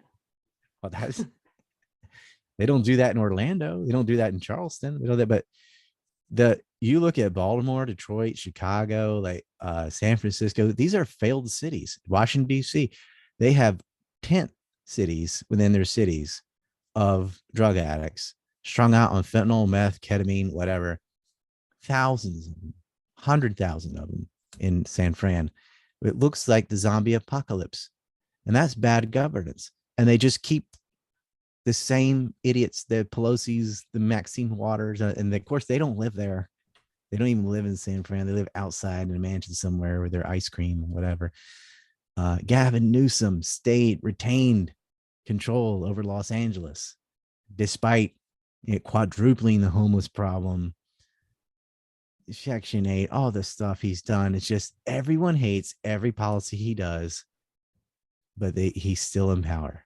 They can never get rid of him because they're so ensconced in this liberal ideology. And the main thing they do is agree with me or you're a racist. Right. And that works. And that's what they've demonized the South with. They've tried to label that hundreds of millions of people as racist, which is ridiculous. It's the most integrated and multicultural, multi-ethnic part of the United States is the South. There are more Latinos in the South because we're next to those areas. There are more Blacks in the South. There are more everything in the South. Every ethnic group is in the South. The North still has segregated cities. You go to New York, there's a Chinatown, there's a Little Italy, there's the Jewish part, the Black part, by street. That doesn't happen in the South. It's integrated as much as it can be. It's been that way for even before the 20th century. You ask anybody of any minority that's lived in the South and North, they're like way more racism in the North. I don't think either area is racist per se. I think the whole United States is against that. But where you do see it will mostly be in the North. And especially California. I mean, that's the most judgmental state I've ever been in. Right. They're horrible. It's the first thing on their mind is categorizing you. Right. It's weird. It's fun. And that's why they're all moving. Yeah. Well, that's weird because, a conservative from California would come to, North Carolina or something and just be a raging liberal. But in California, they're considered a conservative. So right. That's all. I get very scared when I'm driving down the interstate and I see California plates. Let's just say that. I'm worried about it. Yeah. See, I'd rather take in refugees from wherever than California. Yeah, yes. I'll deal with some based Cubans. Yeah, they're conservative at least. They got to learn another language and all that. That's way harder for them. But at least they're not liberal, because them speaking Spanish has no bearing on me. It's gonna be hard for them to learn English. That sucks for them. But a liberal will affect my life, right? They're the ones coming in saying men can be pregnant, stuff like that. And changing the school and talking about butt sex to 5-year-olds and stuff. I don't want that, right? Yeah. Like you bring on all whoever. I don't care where they're from, I don't care what language it is, even the cultural differences. Nothing is as different as shit libs from California. Like nothing will ruin your city faster than dumb liberal ideas. Amen. That is true. Well, what do you think the likelihood? That's the greatest threat to America, really. Yeah. Like, I'm not worried about refugees from Ukraine or Syria, or whatever. I'm worried about Californians. Californians will come in and ruin your city. You will have a homelessness problem, a housing crisis. You'll have all the problems they have over there because they have all their own stupid ideas and they are unwilling to listen to anybody. So they'll never change their mind. Right. What do you think the likelihood of secession happening, or is it all just going to fall apart and we'll have to build from the ashes? Like, what do you think about that? Is secession doable? Well, if they steal another election, like in 2024, better be a red wave. According to all polling, everything, they're bad on everything. Inflation, gas prices, sanctions, war. Everybody hates everything the Biden administration has done. Open borders, the trans agenda, all these super tight minority positions that the whole majority of the country is adamantly against. If they somehow win through votes in the mail, you will see secession 100%. But I don't think so. I think they're going to lose and lose badly, which is good because that'll prevent secession. But for states to secede, it's going to take something major like that. And what might be hilarious is it could end up going the other direction by, say, 2028, when there's another red wave where California, New York, and Illinois want to leave.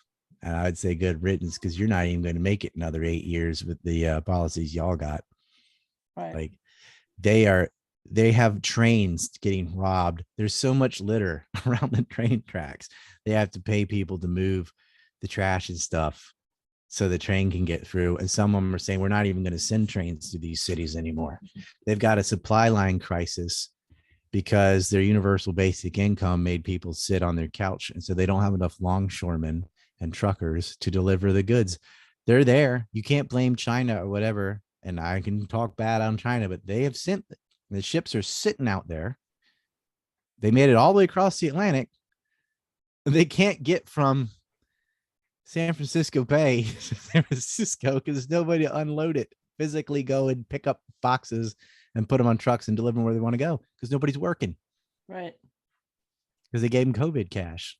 I'm like, yeah, if you pay people to do nothing, they'll do nothing. Duh. Like, and then that causes shortages and price hikes and everything else. Like, why? We gave them money. I'm like, yeah, money has to be tied to labor or it doesn't work, dummy. It has no. And isn't that ironic? The American system needed the trains, and Lincoln was going to like make those trains happen, and taking the land and stealing it from Southerners and Native Americans and all these people to make the trains to build those tracks, and now they can't even run because I know they can't even get a track from one city to another within the same state. That's pretty ironic. Wow. That is sick. And they brought in all these slaves from China, so much so that they have a Chinatown in San Francisco to force these people to build roads up to the mountain area at least. And now they can't even buy products from China because their rails no longer work because their own citizens are robbing the trains. And if the police arrest them, it doesn't matter because the DA will just let them out of jail the same day. Right. Because of equity or something, I'm like, okay, your identity politics is destroying your city. Yeah. You're being destroyed and it's your own fault. And anybody that keeps voting these idiots in, I'm like, okay, that's like throwing money into the fireplace and thinking ice cream will pop out. Right.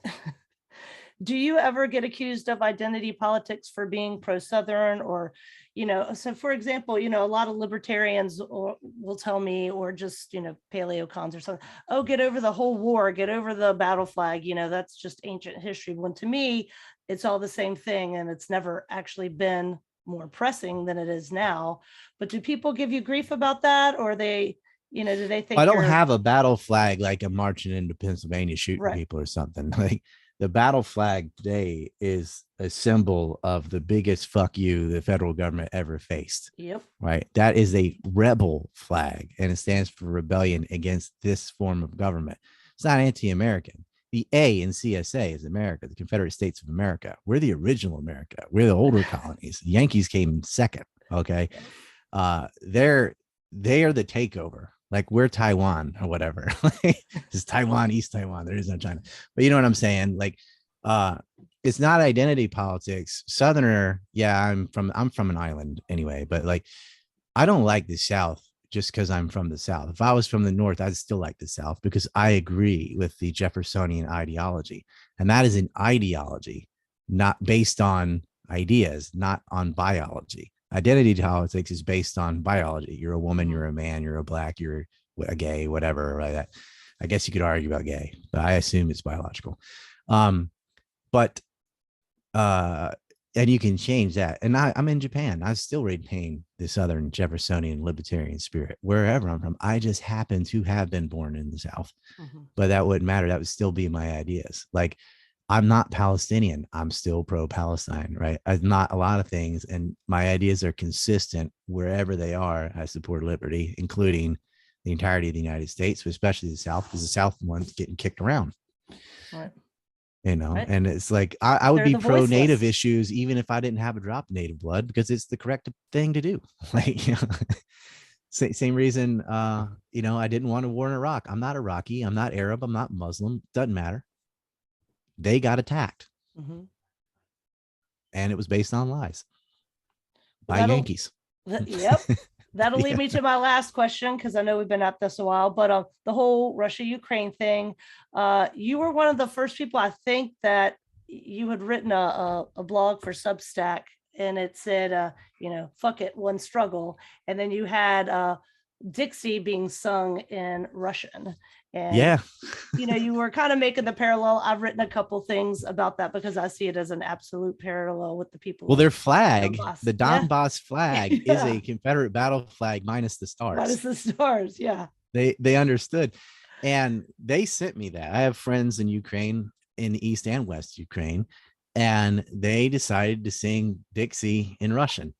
And I thought that Awesome. was beautiful. That And was they your made that. friends?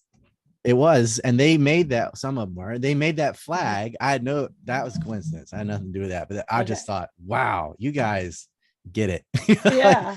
They want to secede, and they've realized, well, the main opposition is going to be the United States. We can get almost half of them on our side like this if they see this. Because when I saw that, I was like, yeah, man, I almost want to get a Donbass flag too. Because they've been attacked for 8 years straight, 14,000 deaths. And yeah, they fought back too, but really they didn't. Ukraine already had a military, an air force, a navy, an army. Donbass is like civilian militias and things, right? That fighting back. Just like this Confederate Navy. The Confederate Navy didn't have a navy. They had to turn merchant marine ships into warships. They bought a couple from Britain, the Florida and Alabama, I believe, but they didn't have any blockade runners or anything. They had to build them as they're being attacked, right? The North inherited the Northern Navy. So yeah. And they've been fighting for 8 years for independence. They had banned their Russian language. They had just abused these people based on prejudice. Oh, you speak Russian. They're collectively blaming people for what Stalin did. Yeah. Right. Well, Russians suffered under Stalin too. Everybody suffered from communism. And that wasn't a product of his genetics or his Russianness. It's a government did that. Yeah. Same with slavery. That wasn't a product of whiteness. That was a specific policy by Western Europe. Right. They enslaved the Irish too. They enslaved each other first, and so did Africans. So did everybody, really. But it wasn't a race thing. It was a government thing, and that's who ended it too. I mean, it. Yeah. Oh man. Yeah, and I want to say, how is it, the Soviet Union hurt a lot of people, just like you were saying, and how can people, blame all of Russians for Stalin when he was from the Republic of Georgia too? So I'm just like, it's all that's very a fair strange point as well. He wasn't even Russian. Yeah. Right. Yeah, and also Khrushchev was from Ukraine. That's right. Mm-hmm. Yeah, so history matters, which is one of the reasons I really like your stuff. You have a degree in history from William and Mary. Is that correct? That's right. Yep. Great college, or it was, at least when I was there. I hope they haven't gone woke. Yeah, I'm not sure. I'm a Richmond native. I hear, and I had a niece who went to William and Mary. I think they're tinkering around with some woke things, but I'm not sure if it's totally fallen off the cliff yet. But Richmond is a lot more blue than Williamsburg, I can tell you that. Yeah. Oh man. Unfortunately. Yeah. Richmond, it's depressing. It's very depressing and sad. I don't even like going back there anymore, but I have to go to see my family, but it is what it is. Definitely not like Harrisonburg and Elkton, and that sort of western part of Virginia is much more based. Yeah. Because I used to live in Charlottesville. That was super blue. Yeah. But even, I had friends who went to UVA, and I'd go up and visit them. This was probably early 90s. And they called Thomas Jefferson Mr. Jefferson. And, they didn't want to tear down his monuments or anything. I mean, they were just liberals partying and having a good time and, trying to get good grades. Well, we had like normal liberals, right? Yeah, like it used to be all Republican, liberal, whatever. Everybody likes Thomas Jefferson. Right. Like come on, that's the Bill of Rights, Louisiana Purchase. He did a lot of good things. He outlawed the transatlantic slave trade. He prevented slavery from expanding in the West. He nearly ended slavery in Virginia in the Virginia Constitution. He was outvoted by 2 votes. He had slaves that he inherited from his family, but you can't just free them without the law supporting you, because where are they going to go? There's still slavery in the North too. Like, okay, you're free, and you step 1 foot off my property and you're captured again. You know what I mean? Right. He tried to end that institution, and he did end the transatlantic slave trade, and he did end Western expansion. And he did not think he had the right to end it everywhere, but he was governor of Virginia too, and he tried to end it in Virginia. And he almost got that done as well. He's a great man. You want to talk about an American that furthered American interests, that's TJ, right? Not perfect, had his flaws, open to criticism and stuff, but man, he's definitely a net positive, for sure. Yeah. And you can do that with anybody. Like Socrates is net positive, although he probably liked little boys. And Einstein wanted to have sex with his cousin, and whatever. Like everybody's got something. It seems like Martin Luther King cheated on his wife, plagiarized some stuff. I still like his message. You know what I mean? Like even the Unabomber, horrible. He's a mass murderer. His manifesto is still based. Yeah, and you're an anti-war advocate, but you're not. I'm against stupid wars, which Right. is 99% of them.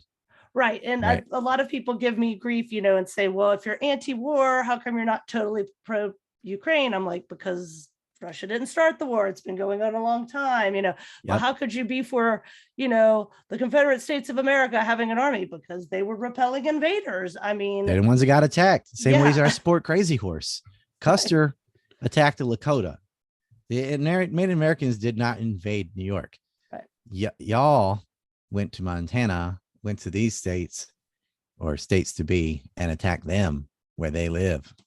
You went to Little Bighorn, you went to Wounded Knee and attacked them, and you lost.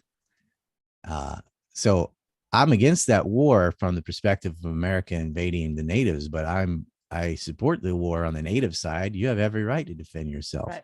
So do Palestinians, so does Hezbollah. So they're like, yeah, so does Syria. Like Syria has a right to fight Al Qaeda. I don't want Al Qaeda. I don't want another Libya. I don't want Al Qaeda in charge of the country. Right. I'm against the war happening, but once it's already started, well, there is a side that's better than the other side that you want to win in the outcome. That's just pragmatism. Like the war in Ukraine is already it's happening. Too late to say, well, I wish we didn't have war. Yes, I wish we did have a war, but I want Russia to win that war because I don't want bioweapons labs and neo-Nazis and stuff running the country. If I have to pick one, and I do have to pick one, I'd much rather the Russians control that territory and protect those people than Ukraine going. If Ukraine wins this, they will ethnically cleanse Donbass of Russians. You'll have neo-Nazis in charge. And it's just, they're part of that whole global order of expansion of NATO. NATO is the one that attacked Libya. NATO broke up Yugoslavia and bombed Belgrade. And NATO has been slaughtering people. Russia has not. Right. They had a civil war with Chechnya, which was also backed by the CIA. We all know this twice. Yeah. And, you had said nuance earlier. I think you were talking about that word. And that's so much of why history is important, because it's not just good guy, bad guy. You have to look at all the ancillary pieces of it all. And I think the whole neo-Nazi thing is interesting because I think it's making some really thoughtful people take a closer look at World War II, for example. There were some people who were Nazis because they hated communism and they wanted to repel communism. Wow, They weren't just like Jew-hating freak shows, It was like they saw communism as a huge threat. So it was a huge threat. And there were people in the German military who were not National Socialists. And there were people who joined the military because pieces of German land where German speaking people lived were given to Poland and France. And they thought that was wrong. And you know what? The Treaty of Versailles was wrong. We should not have annexed territory. That's why we came up with this Geneva Conventions later to say we don't annex territory in war. Of course, the Israelis ignored that, but there were a lot of legitimate grievances that Hitler could point to galvanize his position. And then he adds on to F the Jews or whatever. But like a lot of the people, like Himmler definitely was like that. Total anti-Semite, got it. But a lot of people that were fighting on the German side were fighting because that's where they're from. And if they lost, they were going to be destroyed. And communism was a real threat. And you already had Holodomor in Ukraine, 8 to 11 million people starved to death from these policies. They did not want that pouring into Germany. And I don't blame them. Yeah. But it don't matter. It doesn't matter. They'll be labeled, well, your only possible motivation is because you're a Jew-hating Nazi, whatever. And there were racists in the Civil War that wanted slaves and whatever, I'm sure, on both sides, actually. There were abolitionists. that hated slavery, not because of the immorality of slavery, but because they didn't think blacks and whites should live together at all. Like they were so racist that slavery was too much interaction. Right. Yeah. Southerners were dirty race mixers or whatever. Yeah. Y'all living with them. Why? Why do you even bring them here? We should send them back to Africa. Blah, blah, blah, blah. So, yeah, I mean, but both groups would be wrong. One would just be more wrong, whatever. Every individual has the reason to fight, whatever they're doing. But the bulk of the conflict in World War II really was this fascism versus communism in the minds of most of those people. That's what they were going for. And Hitler also hated what he called international finance capitalism. He believed in shrinking markets theory, yada, yada, yada. It wasn't just blame the Jews or whatever. But that is the easiest thing to understand, is he was racist, racism bad. And then you don't have to understand anything else that was going on, right? And you don't have to understand it was kind of our side's fault in World War I when the Allies did start that war, and never should have ended it the way they did. The Treaty of Versailles was inevitably going to create another German uprising because you took their land away. Yeah. And they were suffering. And that's, it's predictable. Let's put it that way. Like, you should have been able to foresee what would happen if you did that. Right. Any other nation would do the same thing. If you just took a bunch of Yankee states and gave them to Canada, I'd probably have a party, but no, they'd, they would never stand for it. No way. Or if we took a piece of Canada and added it to the United States, they wouldn't want that at all. Yeah. And then Ukraine, forcing these people that, well, they all speak Russian, but, a whole bunch of people prefer Ukrainian. They don't like the Russian speaking peoples. You have their unites and different religion in the West. The East is, Orthodox Christian. So it's very much a microcosm of what we have here. We have this man-made border, and you force people to live together, and then you wonder why there's conflict. I mean, it's like, maybe we can just stop doing this sometimes. Build a wall around 3 California cities. Right. Or when people, I think Californians, let them. Yeah. Californians passports should only work inside California, and they should have to be allowed entry to other states. Yeah. Take a test. It'd be a simple test. There's a picture of a man, picture of a woman. What is this? Define woman. Yes. If you can't do that, you can't come in. Another good test would be, do you think you have an accent? Because people from California don't think Californians have an accent, but they very much have a Californian accent. And what it's a Californian sound like. The whole Valley Girl accent is there. They have lots of accents. Everybody has an accent compared to somewhere else. Yeah. But they're so ethnocentric. Like, no, we're normal. All of y'all have an accent. Yeah. Like, okay, that's what the British think about all of us. Right. So, people who can't pronounce TH or double T's. Well, man. What? What'd you say? I was just going to say, I had so many other things to ask you about, so maybe I'll have you on again sometime, but we've been at this almost 2 hours. It's all Lincoln's fault. That's the answer to whatever you're going to ask. No. There you go. All right. It's all Stinkin Lincoln. He really was the death of this experiment of getting rid of the monarchies and having representative government. Like, it all went to hell because of him. Well, you have validated my position, because that's always what I tell people. It all goes back. If you don't understand 1861 to 1865, you're clueless about everything. I hope Albright fell on his head when she went to hell. Yeah. Whew. She's a bad one. She really was ugly. Yeah. She was almost as ugly as Mrs. Lincoln, but the all-time crown, the only woman I've ever seen in history uglier than Mrs. Lincoln was Lincoln's mother. She looked just like Abe Lincoln without a beard. Wow.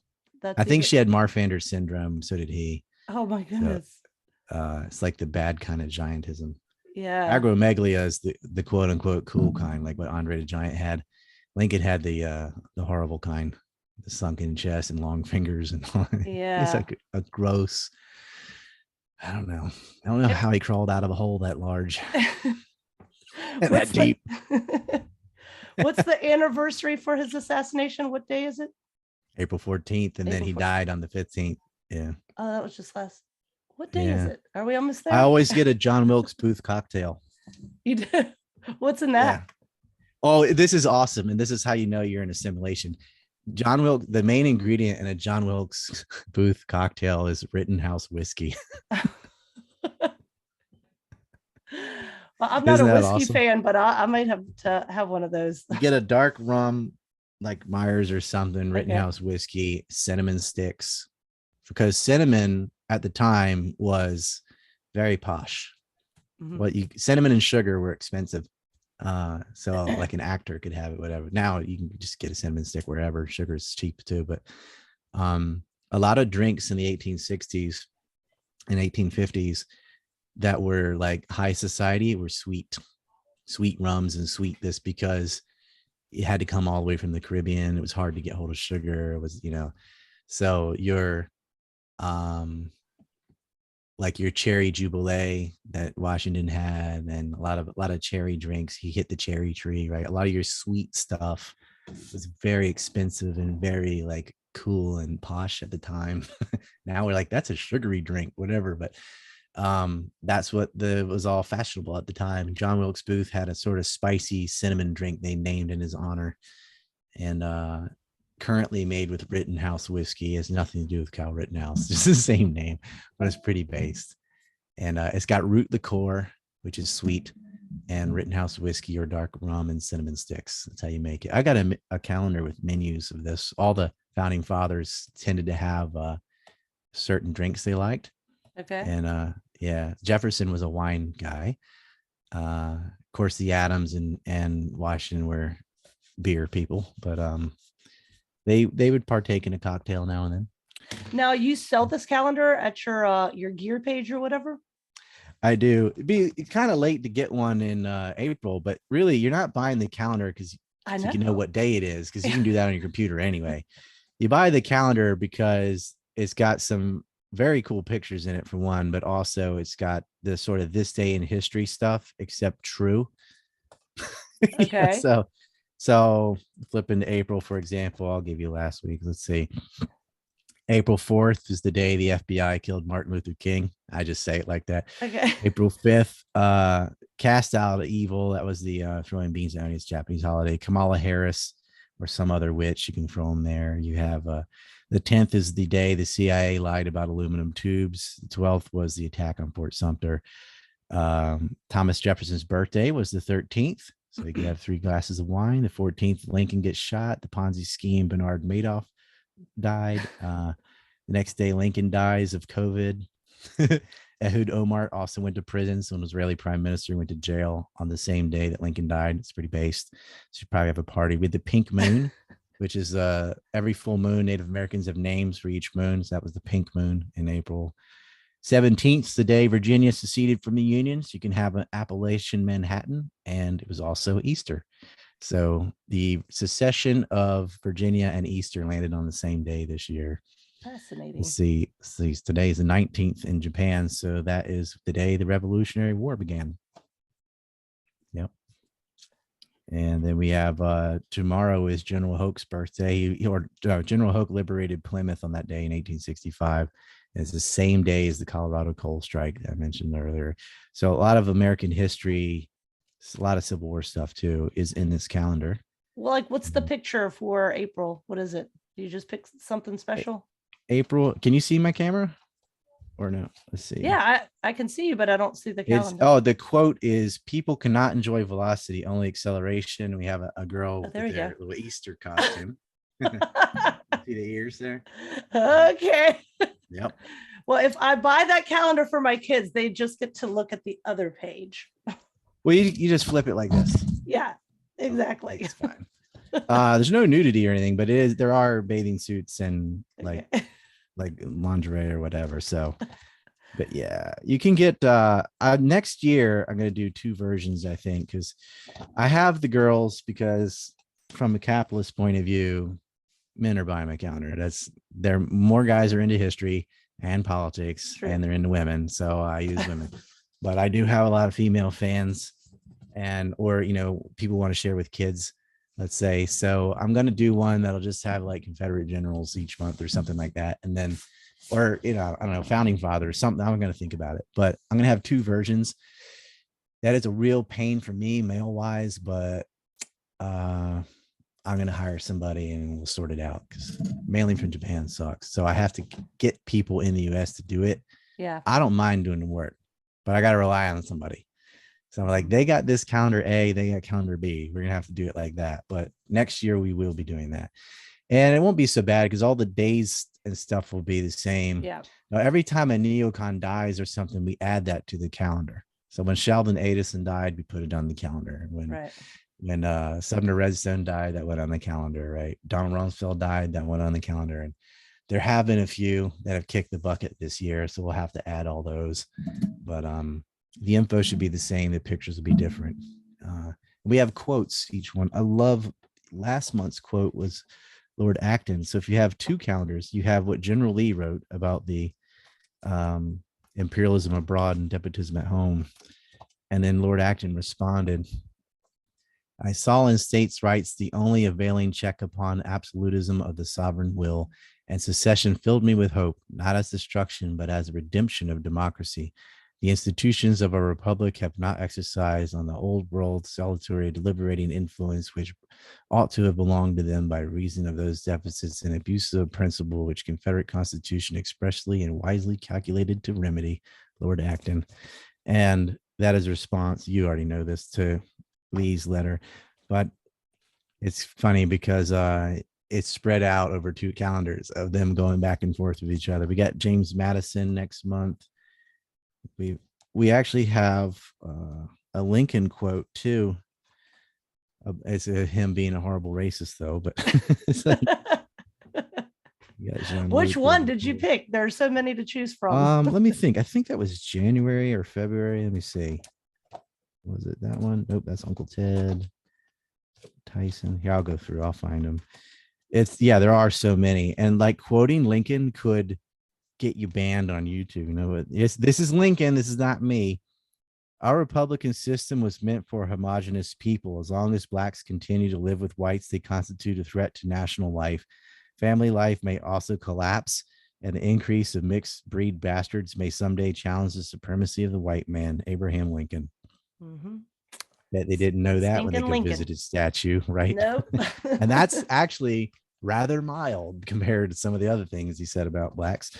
But they don't know. They don't teach it. They act like he's the hero on the hill that cared about black people. He did not at all. Yeah. He didn't care about he didn't care about anything but his little clique of bankers and industrialists. He's a top hat wearing crony capitalist demon. Now that's a quote. Born in excrement. That's what I heard. Well, we will leave it on that note, Ryan. It has been so wonderful talking to you. Everybody can find most of the stuff at ancreport.com. That's right. ancreport.com has a link to Telegram, BitChute, Odyssey, all that good stuff. We sell t-shirts. I've got an anti-groomer, anti-Disney shirt. It says boycott Disney. Ooh, out right now because they've lost their minds. It's sad because I love Disney, but they have just totally gone woke, and I hope they go broke. So all the gear is there. All the places to follow are there. I do a video every day. And I also have a Southern site called DawsonTime.com. Is that the one you do interviews with your brother? I got a twin brother who is really into Civil War stuff. So he's your twin? I didn't know that. Yep, we're twins. I have another not twin brother, and I have a sister too, and I've got some stepbrothers too, but I have a twin that discusses mostly Civil War topics. The most recent one's on Blackbeard, actually. Okay. So it's American history, but most of it's Civil War, it seems like. Is that where your Civil War talks are? It's through Dawson Time? They're on both sites, but like if you want to just find all the Civil War stuff pretty fast, just go to DawsonTime.com. Now, because I'll talk Civil War stuff in the middle of talking about Ukraine, Iraq, or whatever. People play a little drinking game, like how many minutes before he says something about Lincoln, right? Today it took 30 minutes. So let's talk about Stinkin Lincoln.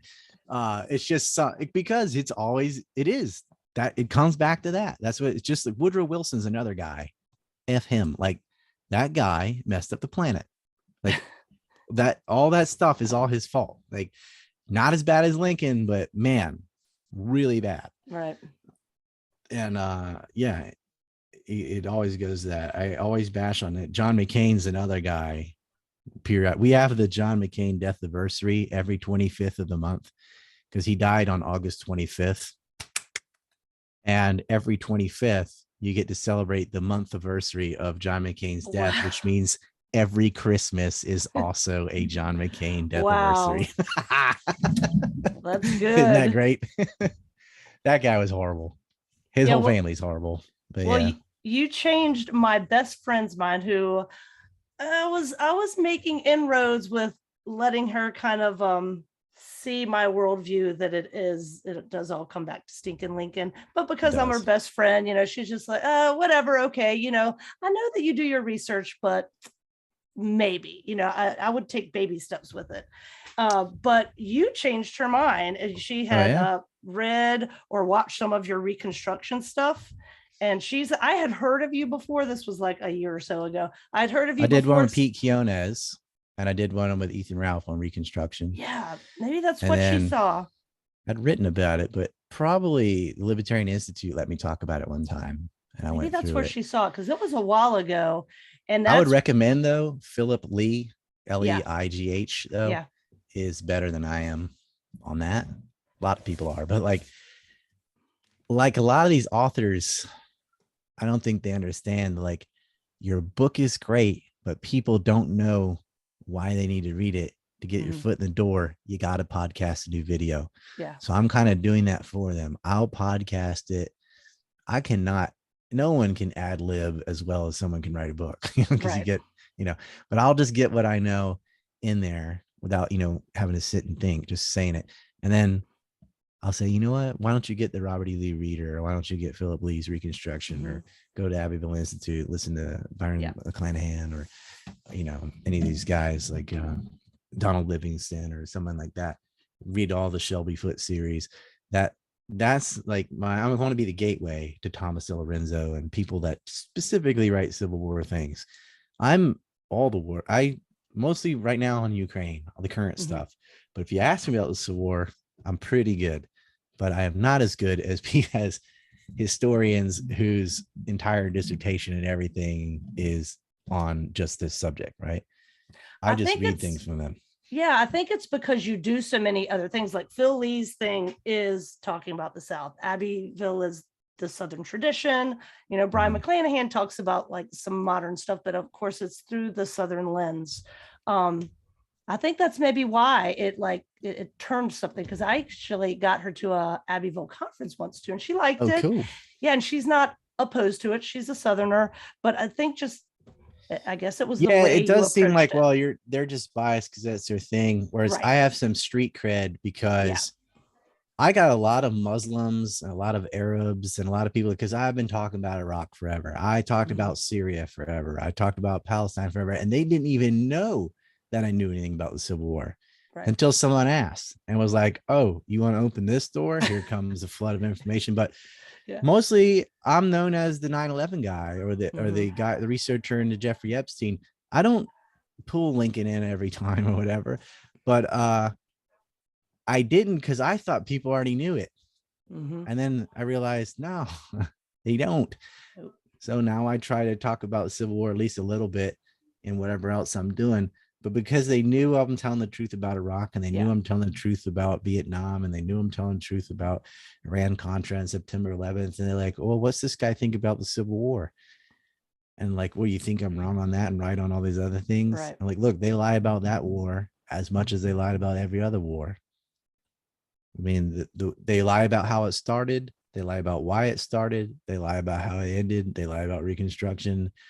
It's nothing but lies. And I'm afraid 50 years from now, they're going to say Saddam Hussein yanked babies off an incubator. Like, that's just going to be in the textbook. And we can't let that happen. There was no internet in the 1860s. Nobody could counterpunch the way we can now. Now you can debunk stuff in real time almost. Bucha Massacre comes out within days. We proved it was Ukraine, right? But, like Rittenhouse, it was all on film. Like, if people had not filmed that whole occurrence, he'd be in jail. He happened to have the most documented self-defense case in history. Every angle they showed, it was all the guys were attacking him. It was clear. It's on camera, but it might not have been, right? And had it or not been film exonerating him, there's no way they would have just lied and he'd be in prison, right? We don't have film of the Civil War, right? We can't. But I mean, I have gone down. I didn't start with the opinion I have. Like, I heard what I heard in school. I'll read the mustard rolls and stuff. And I've read so many hours and hours worth of letters.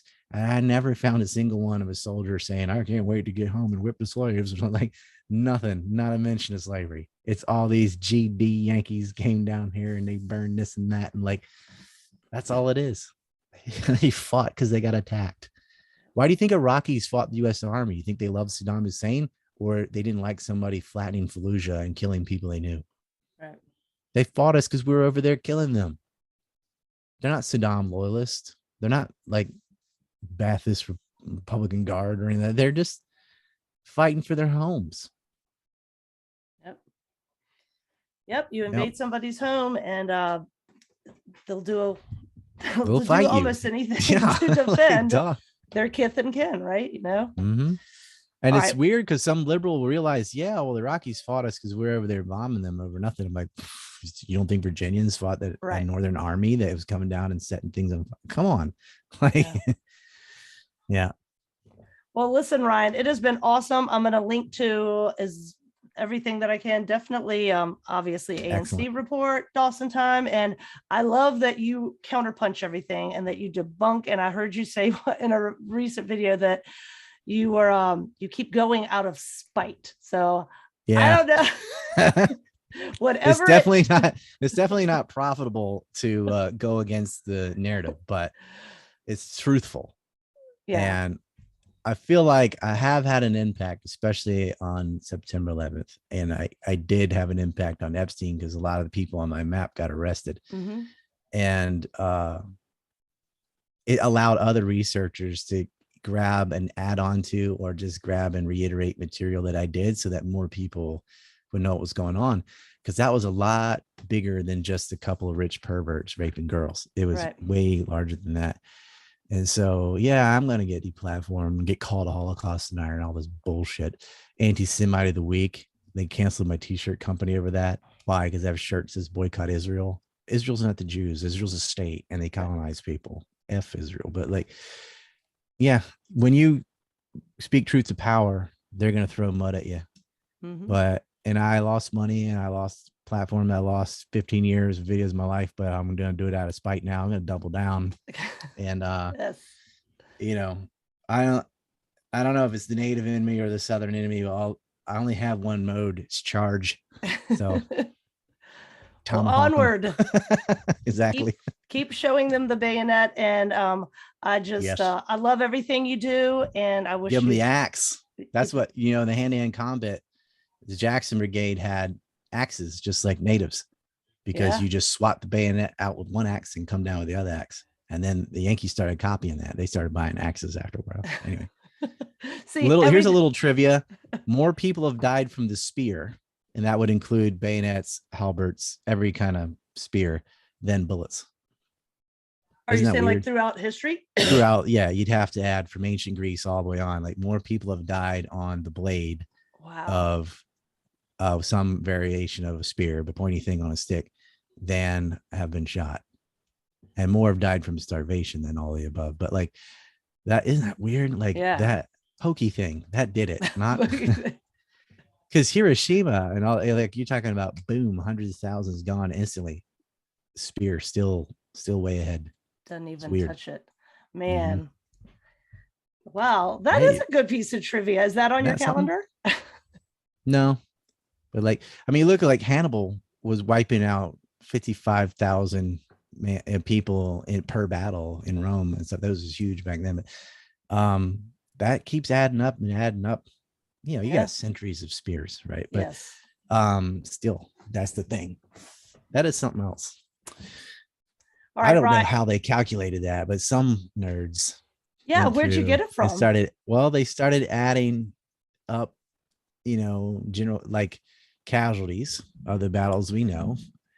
I'm sure they probably just put them on spreadsheets. Already had these numbers, but they started calculating the number that died, and they minus, well, this would have been arrow or this would have been whatever. But like, it's fascinating because one of the reasons is how many people died in China from medieval internal conflicts from spears, but in Rome, and there's a lot actually. And then the bayonet is still a spear. Like, we're still using that, and yeah, it's unbelievable how many people we It have is. slaughtered in all these stupid wars with a I pointy know. thing. And it's like, it never really evolved. It's just like it went from rock on a stick to full on like lances and things and steel, but still a pointy thing. That's all it is. That's fascinating. If we could Mhm. learn from history, maybe we wouldn't have to use so many pointy things to hurt each other. We wouldn't have to repeat it. Yeah, we wouldn't have to fling things at each other's cities, That's right. from rocks to thermal baric bombs. It's just we're dumb monkeys, man. We're like the technology improved because you can keep passing that on and building on it, but our humanities have flatlined. We Yeah. are just as stupid socially now as we were in ancient times. Do you think more so sometimes? Well, Like I we're look at stupider? California and I Yeah. think what happened. I think it's drugs. Yeah, I think drugs have made us dumber Yeah. because when we didn't have the drugs, you couldn't reach that level of stupidity Mhm. naturally. You cannot be as dumb as some Californians are without drugs. Mhm. Can't. Animals are smarter than that. Yeah.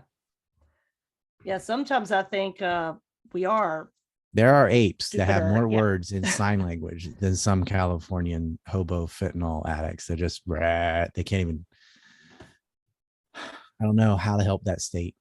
Yeah. Like, you've got to get rid of liberals. It's there. That is the real virus. Shit libs. Yeah. Yankees are a virus. They will destroy your cities. Well, can I ask you one question about Japan? Because Yeah, polar opposite over here. Streets are yeah, clean, no homeless. Like, he's had a conservative government for 55 years. but how much of an influence did the West have? Is it like hyper capitalism, or is there any kind of importation of, faking Well, the gay major stuff? influence, I mean, they had women's suffrage. That was huge. And they basically abandoned war Yeah. and took all that military spending. See, every society has its sort of industrial parasite. So in the US, that's pharmaceuticals and weapons. In Japan, serendipitously, because so many cities have been destroyed, the construction industry became the most powerful lobby because Oh, they had to rebuild all these roads and bridges and cities and things. That's far better than drugs and weapons, by the way. So we have a problem of building things unnecessarily. That road is too nice. Like, it's too expensive. It's pristine and all, but like, probably didn't need it. And it wasn't cost efficient, but you end up with a lot of nice things. But it does reach a point where at first you have to rebuild Nagasaki, Hiroshima, Tokyo, Nagoya, Osaka, and there's a lot of construction legitimately needs to be done. And they gain a lot of power and a lot of wealth and a lot of jobs tied to the construction industry. This is how Yakuza gets into theirs. But once everything is rebuilt and you have this mammoth of a lot of people that you don't want to put out of work and a lot of powerful, uh, moneyed interest, right? Now what? You don't need any more 6-lane bridges or whatever. What do you do? Right. And it's like, what do you do with this? So you end up creating a lot of unnecessary public works projects and stuff. But man, I can't even feel like I can complain about this compared to, compared to what Pfizer does and Lockheed Martin. I'm like, okay, we have a road somewhere in Hokkaido that really didn't need to be there. Like that. Okay. It's a waste. I get it. It's profiteering. We have our problems, but that's just doesn't even bother me compared to the stuff America does, right. Is And there a Japan has got like power harassment, and they've got other issues here culturally and stuff, but none of them, like, they don't have school shootings. They don't have any shootings. They don't have, and that's not because guns are illegal. Guns are illegal all throughout Latin America, and they still have more shootings in the US because shootings isn't a law issue of whether you have guns or not. It's a drug issue. And they don't have a drug problem in Japan either because they close their borders. They there is kind of what we call pink collar jobs. So they haven't come all the way on, like, it's sort of like the US in the 60s or something. Like, a lot of women, like, do you want to be a teacher or a nurse? Like, there's not, and it's not that they're not allowed to do other things. They just don't have that ambition. And I don't know if I can't really say that's wrong or right. Like, there's nothing wrong with being a mother, and there's nothing wrong with it. But there doesn't seem, if you look at careers and stuff on paper, people look at it and go, well, yeah, you have a few mayors and stuff that are female, and a few politicians, a few engineers, a few whatever. But by and large, it's really the salary man and the mom stays home with the kids. And no one's like, it's not because of sexism. It's because men and women think that way. They like, this is what I want to do, and that's what I want to do. Right. So there's that. But someone from the outside would say, oh yeah, a woman can't do blah, blah, blah. I'm like, yeah, they can. You don't want to. Yeah. Like, I probably could have been a nurse. I have no interest in it. Right. My sister probably could have been doing what I'm doing. She don't like this stuff. So, you know what I'm saying? Like, Right. And maybe they're just smarter than us, that, you know, that the women here have been. They are 15 points ahead of us on the IQ bell curve. Right. So, you know, I think that's a drugs woman too. can't- I think yeah. our bell curve is lower because of all the idiots that have ruined their brain on drugs. Yeah. And maybe they just go, well, a woman can't do it all, because that's why women are all on Zoloft in America, and they are probably much happier in Japan. love the Would be thing, my like, guess. Some female account, whatever, like, everybody on their deathbeds wish they had more time with their kid. Yeah. Nobody's like, I wish I had filed one more document. Right. You know what I mean? Like, career Like- sucks. The only reason Yep. men do that is to earn money so they can do stuff they actually want to do. You know, Mhm. like, nobody loves their job. Yeah. Like, almost, that's not, I can't say no one, but like, no one loves their job as much as they love their free time. Put it that way. Yeah. You might like your job, but you like your leisure time even more. Right. Yes, it's true. Well, I've been a stay-at-home homeschooling mom for almost 15 years now, and That's it's a wonderful awesome. thing. There is nothing more important than educating and raising children. Yep. That's the most Absolutely. important job there is. Yes. You shouldn't I judge agree. jobs by salary. You should judge jobs by function. That's right. And I do feel I'm bad. glad there is some dude out there running the nuclear power plant. That's important, but I don't want to do it. You know what I mean? I want to raise kids. Well, on that note, I'll let you get to your kids. I heard somebody crying earlier. So, and my dog's in here starting to fiddle around too. So, Two of them are well, at school. One's, I think they went to the park actually, but yeah, I'm going to go join them.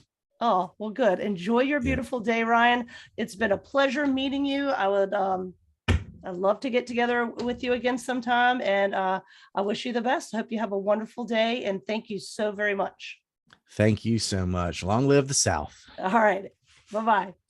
Bye-bye.